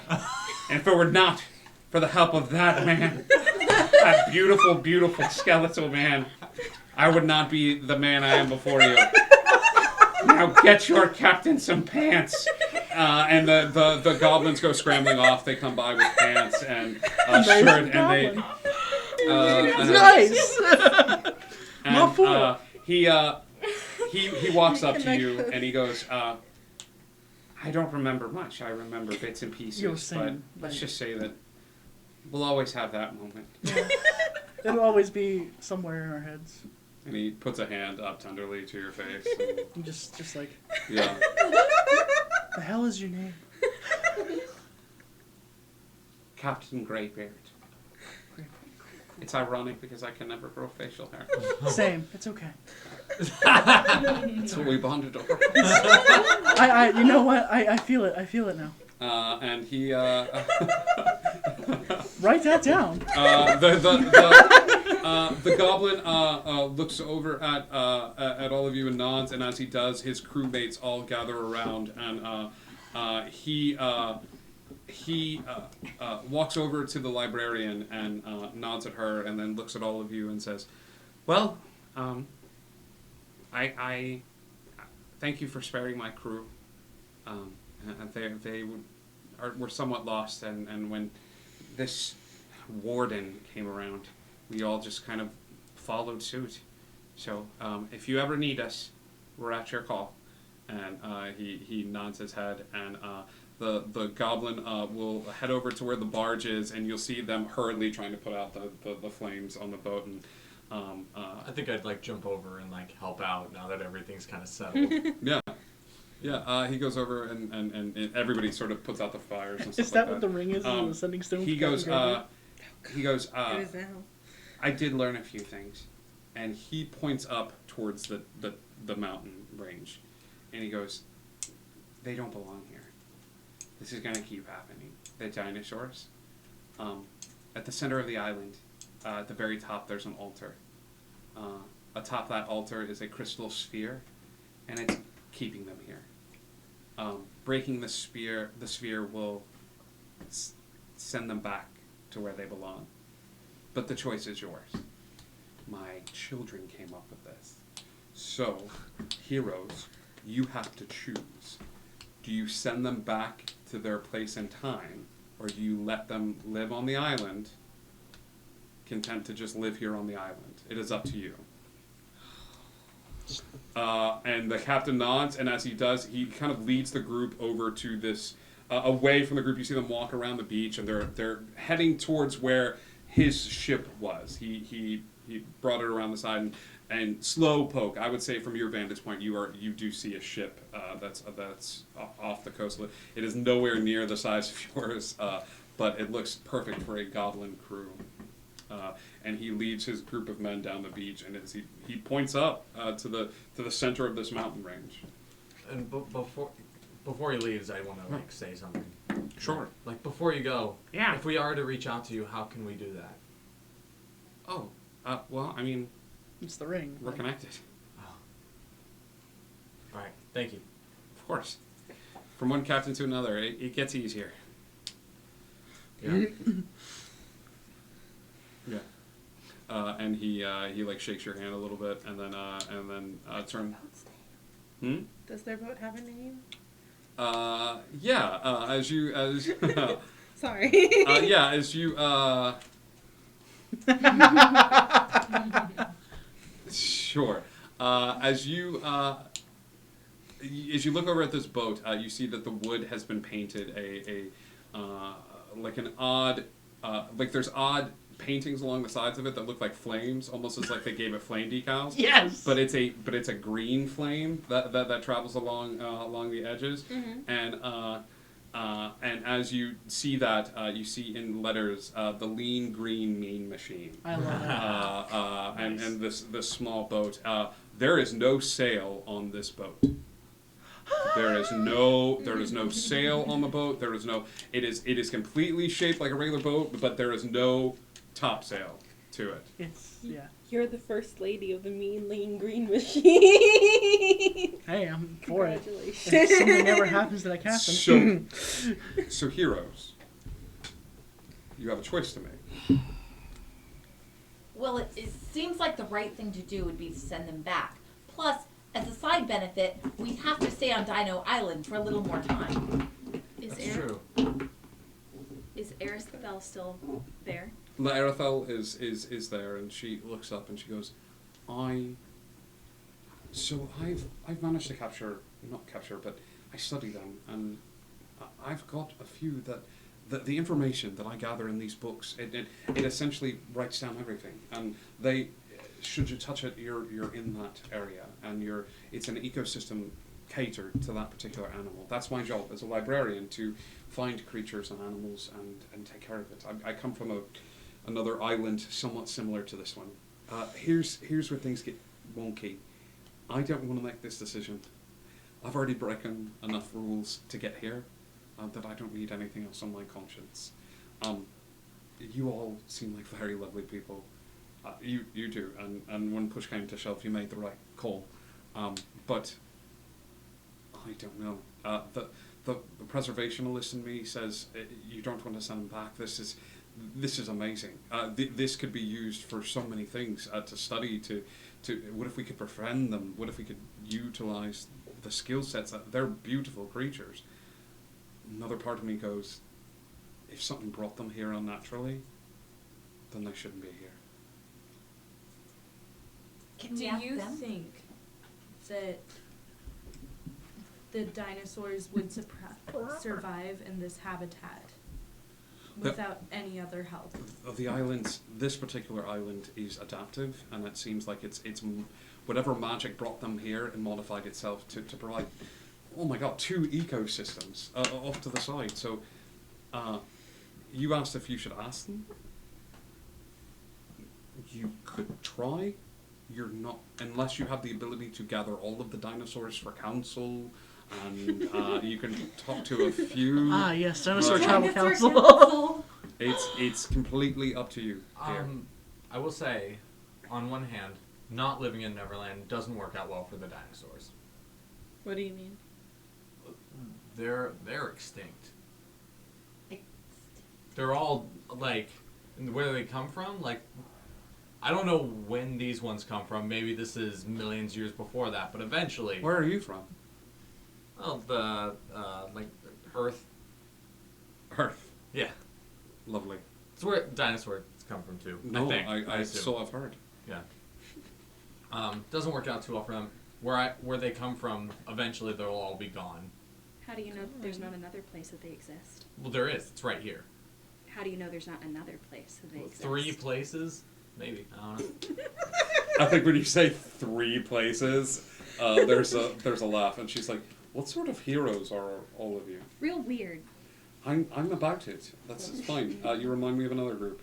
This is great. So, all right. They should stay. I think they should stay. It's not hurting anything. They found their way here, same as my people found their way to Neverland, and same as the although Lost we Boys. separated ourselves, that doesn't mean that this is not their home. Lost things come here. Lost things come I'm not here. sure what that is, but if you want to check it out, you can. Might be worth taking a look. I do want to make sure they're protected because I don't want somebody to come along and do the same thing that just happened to Or, them. because I have another 2 thoughts. One, war dinosaurs. But on the other hand, war dinosaurs. War dinosaurs. How, so that's a tough thing to juggle. How do you mean on protecting them? Are you going to stay? I don't know. I don't want somebody else coming along with another group of magical glasses and goblins and carting them off for meat. And I'll play devil's advocate here. Unless you plan on staying, you cannot guarantee that. You're that mother Triceratops. At some point, you can be by this little one's side all you want, but you're going to have to let her find her way and find her life. Well, that will happen wherever they're from, too. In my world, after them came the frost that took me here, and the frost exists on this island as well. But it has separated itself so that both can be safe. All of the dinosaurs on this side, or that side, or what have you, would die if we don't leave them here in the environment that was made for them. And I believe it's the best thing to leave them here because a wise man once said, life, Throw something at you. So why don't we go a path we didn't go, make our way up to this crystal sphere, see what it is, and then we make that call there. I like that. Are you planning, if we leave, are you planning on keeping an eye on them? Like stopping in every once in a while? I would love things that. are okay? I can't stay. I am already pushing my luck a little bit staying, and she looks down at, she grabs a book from her side and says, I cannot stay. I was just here on a quick sojourn, and I'm actually haven't head back, but I could occasionally come in. I might even be able to find someone, who knows. maybe in the course of your journeys you'll be able to find someone that might want to get away from it all and stay here and take care of them. But I just know that there's always a chance that people will use them inappropriately, or so it's your decision to make. I'm staying out of it, but thank you for asking for cancel, but I cannot stay. Where are you from? I'm closer to where he's from, but a little off. I'm from an island. You get to it by getting lost. I don't know if you can associate with that. A little. All right. I say we make our way up. That way, we can get a lay of the land. Maybe see things we haven't seen. So if by chance someone comes, war dinosaurs, at least we know what we're up against. Okay. We're all flying up. Somebody's grabbing Cal, because Cal's not he's not wearing the necklace or anything like that. Before we go, I want to outreach my hand to Erthel and thank her. You're welcome. You got some fire in you, don't you? Maybe. Don't be afraid of it. I'm not anymore. Good. A little fire can go a long way.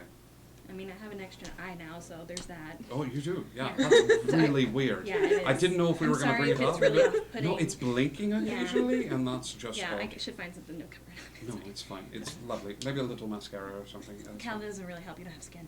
No. I got bone! So she will nod at all of you, and as she does, she will take a book from her side and open it up, and as she does, she will go inside of the book, and the book will close, and then just get pulled along with.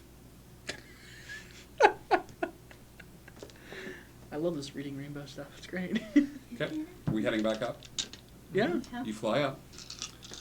There is a very large pedestal in the center of this mountain range. If you hadn't been told where it was, you might have mistaken it for just this sort of ornate decoration, but you've been given very specific instructions on how to get there. The imagery around it is of a beautiful woman that is carved into the pedestal. Floating above the pedestal is a circular crystal globe that looks like frosted glass, okay? The woman that you see carved into this is, what are some of the things? You see she's surrounded by vines. She's surrounded by vegetation. There is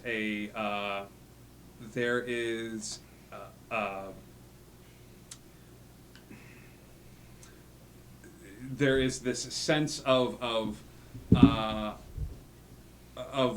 oneness with the earth carved into her. If you want to give me anybody that has religion as a proficiency, if you want to give me no, a I'm only a religion, cleric. Why would I have that?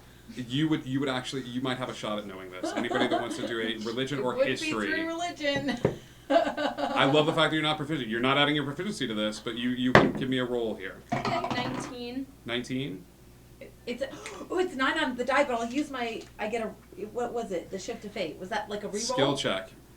Is that a? How does that You work? love this god. You love it because you think it's the funniest thing in the world that this beautiful, beautiful woman is known to the kids as the guy. It's that guy. It's the guy. It's the guy. I know this. That's the guy. And everybody calls her the guy. And the kids all think it's so funny because she's not a guy. Can I use my skill pass on it? Huh? Can I use my skill pass on it? Yes. Okay. She is the earth. She is the goddess. She is Called it. The mother? the mother. You know her as the mother. Like, this is mother imagery all over the place. This is animals refer to her as mom. You would know her as mom. That's mom. That's mom. That's the guy. The guy. That's not a guy. This is so dumb. That's so funny. We should leave this here. I want to cast Detect Magic. Necromantic energy is coming off of this globe in spades.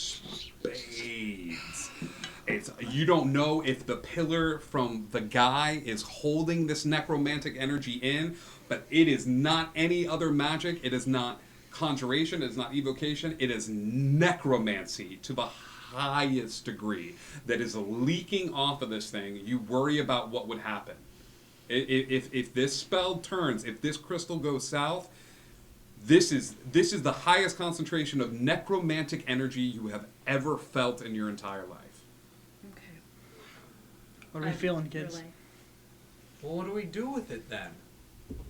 I mean, I'm sure we have. it and we ask Todd to come over and watch this place from time to time. Well, where I haven't we're met gonna Todd. Who's find Todd? Todd. Also, who's Todd? Todd? Todd, the alligator? I don't know what we're talking about. Okay. It's a point. You know, there's always, we have two halves of the same coin on this one. What happens if Todd comes and watches this place and something happens to this? Todd's gone. So is everything else on this island. It's a coin flip, literally. Well, if we do something and we poke this bear of energy, then I have dispel magic. Something. This is a lot of magic. This is like a That's lot. You of were magic. told to break it. That the glass is powerful, but the glass is fragile. That you can break this very easily. Break it, and then like all the stuff. The wakes up? spell breaks. Whatever's holding this thing together breaks. I've got a way to do it at range. Like, if we You want to said do this, we can do this. The dinosaurs no longer exist anymore, and this will send them back. What if it's just going to kill all of them? It's possible. Then I don't want to do this. I don't know. I don't like it. I don't like that this exists, but I don't like the idea of making it not exist. Who is for keeping it here? I think we should leave them here. I think we should look for a place on our journeys for someone who might want to study this and maybe be a protector of the island, and then let us or other people know if harm comes to it so that we can help it. But not mess with magic that we don't understand. Okay, yet. who is getting rid of this? Who is feeling that? I don't think it's safe for it being in close range to Neverland. What if it sent everybody who doesn't belong on Neverland back to where they came from? If I got sent back to my world, which coincidentally is his world, can you imagine what people like him would think of people like me? I don't want that to happen. I'd have to go through puberty again. You just got done with the voice cracking. Do you even remember where you came from back home? Not enough to want to go back. It's odd. We should find someone who's better with magic. It's a to case. come look at it. Have any of us had the thought that there might be a crystal for the mimic problem? Like a what? It's a point. That it brings things that don't belong here. I mean, anything's possible. I mean, It's worth looking out for. we just saw this thing 10 minutes ago. It didn't cross my mind, no. But now that we've seen it, Might be worth a look. I can locate things like it so we can keep an eye out. I think that might be a really good idea. Why Now, don't we try it now? If you have the ability to. Well, it would just look for this. It would just find this one. I can only find things that are within, I don't know, like, I'm not great with math, but if I just had to throw a number out there, it would be 1,000 feet. So. Roughly, give or take a little bit. And It's a also horizon. The closest one of these is this one. Right. It's exactly. it's a case of this. It's a double-edged sword either way. Either it stays, and the possibility of harm comes to these creatures, or they get used for other more malicious means. No matter if we try to put our hand in it or not, we've got an obligation we have to take care of in a couple weeks, which is going to take time from us trying to put the sanctuary. Or we take care of it now, and they get sent back to their own time. Here's what I think. I think we don't know what happens if we mess with it, but I do know that right now everything's okay. It's a very point. So if we leave right now, things will stay the way they are right now. And that's It's okay. ignore it. Logic, actually. Sound logic. Is it the ignore it and it'll go away method? No. The ignore it, and nothing changes. After, we should come check back. Not like immediately, but in a little while. Like after the race, we'll come back and check. All right. What if there are mimics on the island? Then they're mimic dinosaurs, which is weird. No, remember we had talked about this. There would a mimic wants to Infiltrate society. This in isn't places society. that it can manipulate us. And these dinosaurs are the sweetest, most wholesome things That in the we've world seen. that definitely don't want to manipulate us whatsoever. I think that's perfect. Like if this was a movie, you'd hear like, see, sweetest things. You hear It's- like, crunch, that's a crunch. sound. That's a sound of forgiveness, screaming in silence. I have 2 questions. Sure. One, can the map see this object? No, the map works for Neverland. Right, but they're okay. Well, I'll talk about that off in a little bit. Okay. The map does not encompass this island off the coast. Okay. Like Okay. you couldn't like check on the island and see if somebody you knew was walking around here. That map Because it's is only for Neverland. that It's map works for centralized Neverland. on Neverland. Okay. And 2, is this thing doing anything? The eye? Mm-hmm. Nope. Cool. Great. Is my eye Is there still- anything else that my detect magic is picking up? You pick up the magical items from people. That orb is just necromancy. Such a huge Necromancy all day, day. His wedding ring that he's got with him is giving off a little bit of juice. Please. I'm gonna try this ethereal sight. Please be on your ready. Okay.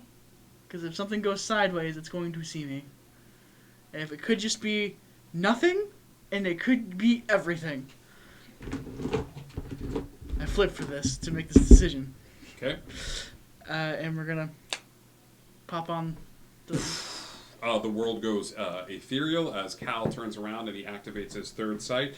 As Cal looks forward at this thing, you remember how Dez represented the figure of death? Like as you look at this thing, you see a cage where the pedestal should be. The cage is made out of living vine and things of that sort.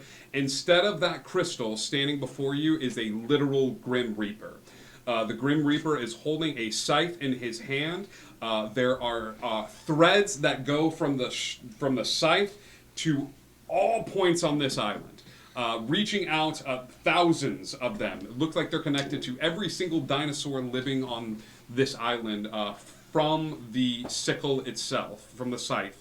The cage that it's in is made out of a living material that as he pushes up against it, it begins to wither and die. A new vine grows in its place. And as he pushes against it, a new vine grows in its place. So with every death, there is a rebirth to the cage.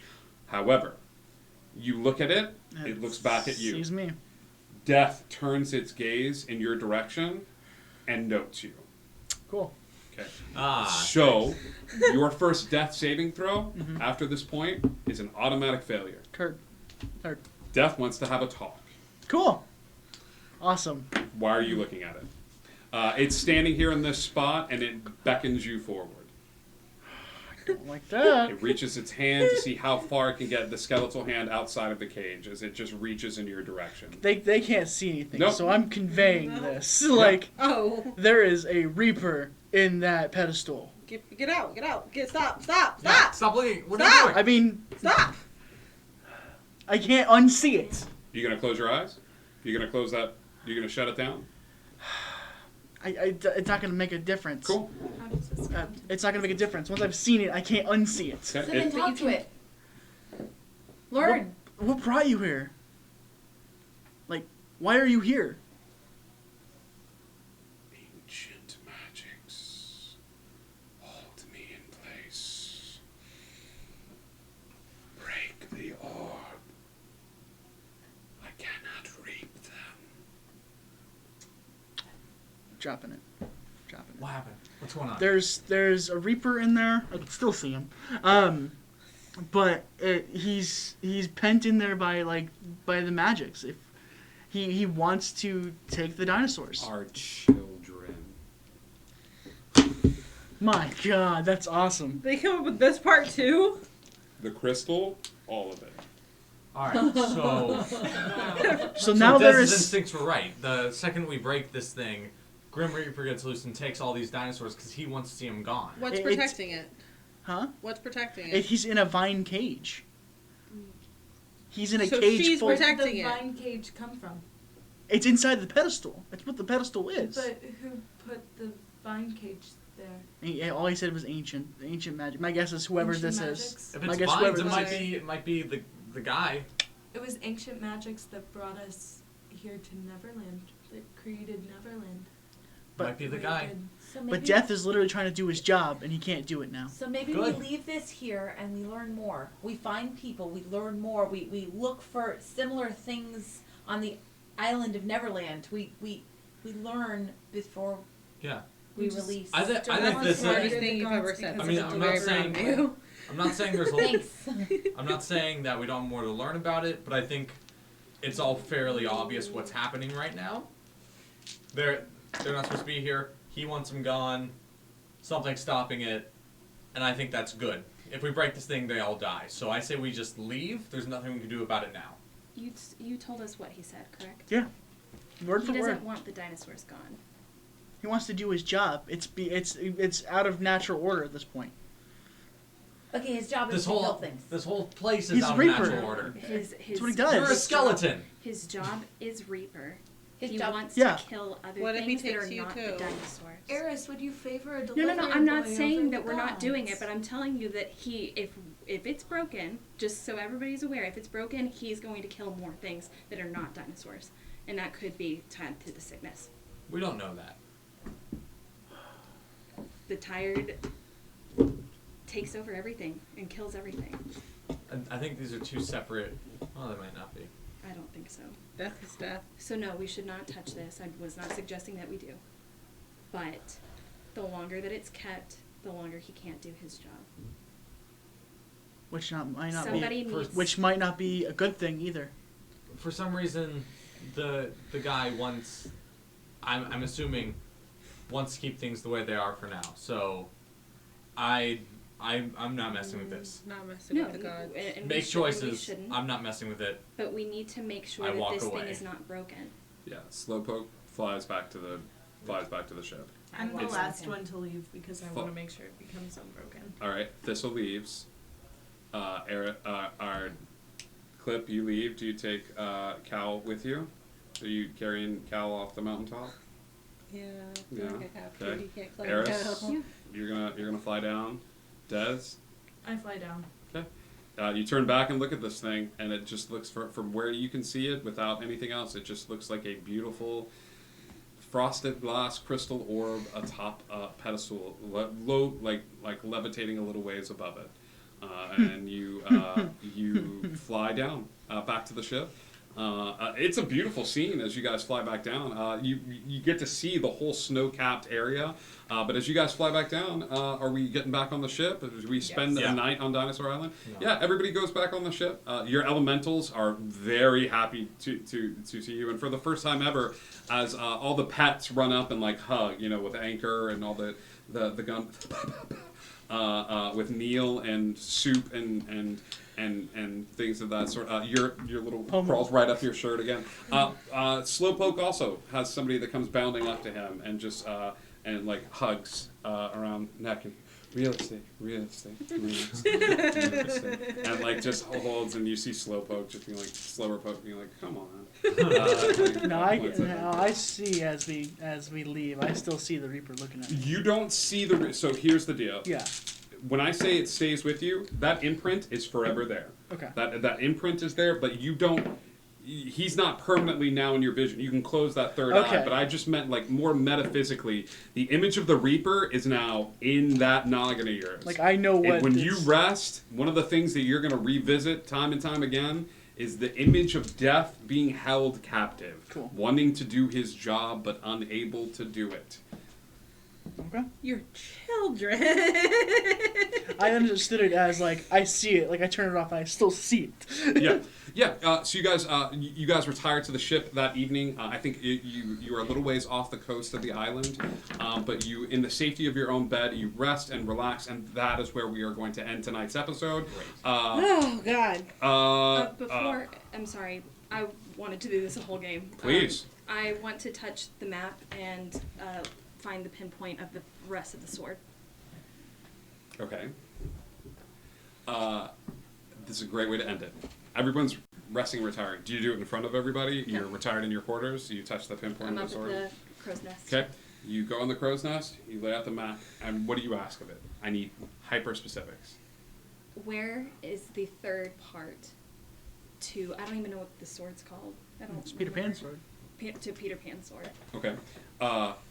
The third part of the sword is located on a small. It's located on a figure that's moving about the island. This figure currently is walking through the forest of Neverland. You don't see any other dots like moving alongside of it, but it is moving along the island. It's with someone. Yep. And I cannot tell who that person is. Yeah, you can click on the dot. You've met her before. Yep. Yep. Who's got it? What little pixie has it? Oh, Who was I going to give it to? Okay. Got it. Tinkerbell. Has the last part of the sword. Okay? You go, as you... No, I think it goes, no, that checks. Yeah, that checks. And then you That's what I'll pull go. the map Attack up. and die from not surprise. You go to rest. Cal, I'll take the point of exhaustion. Cal wouldn't sleep. You're not going to sleep that I'll night? take the point of exhaustion. Cool. I think with you not sleeping that night, you were the first one to see the familiar face of a small man walk aboard the ship near early morning. A man that you recognize to be that of Hylock, and goes, well, you're all running a little bit late, aren't you? You've been gone for several weeks out at sea. I thought you were going to meet up with us.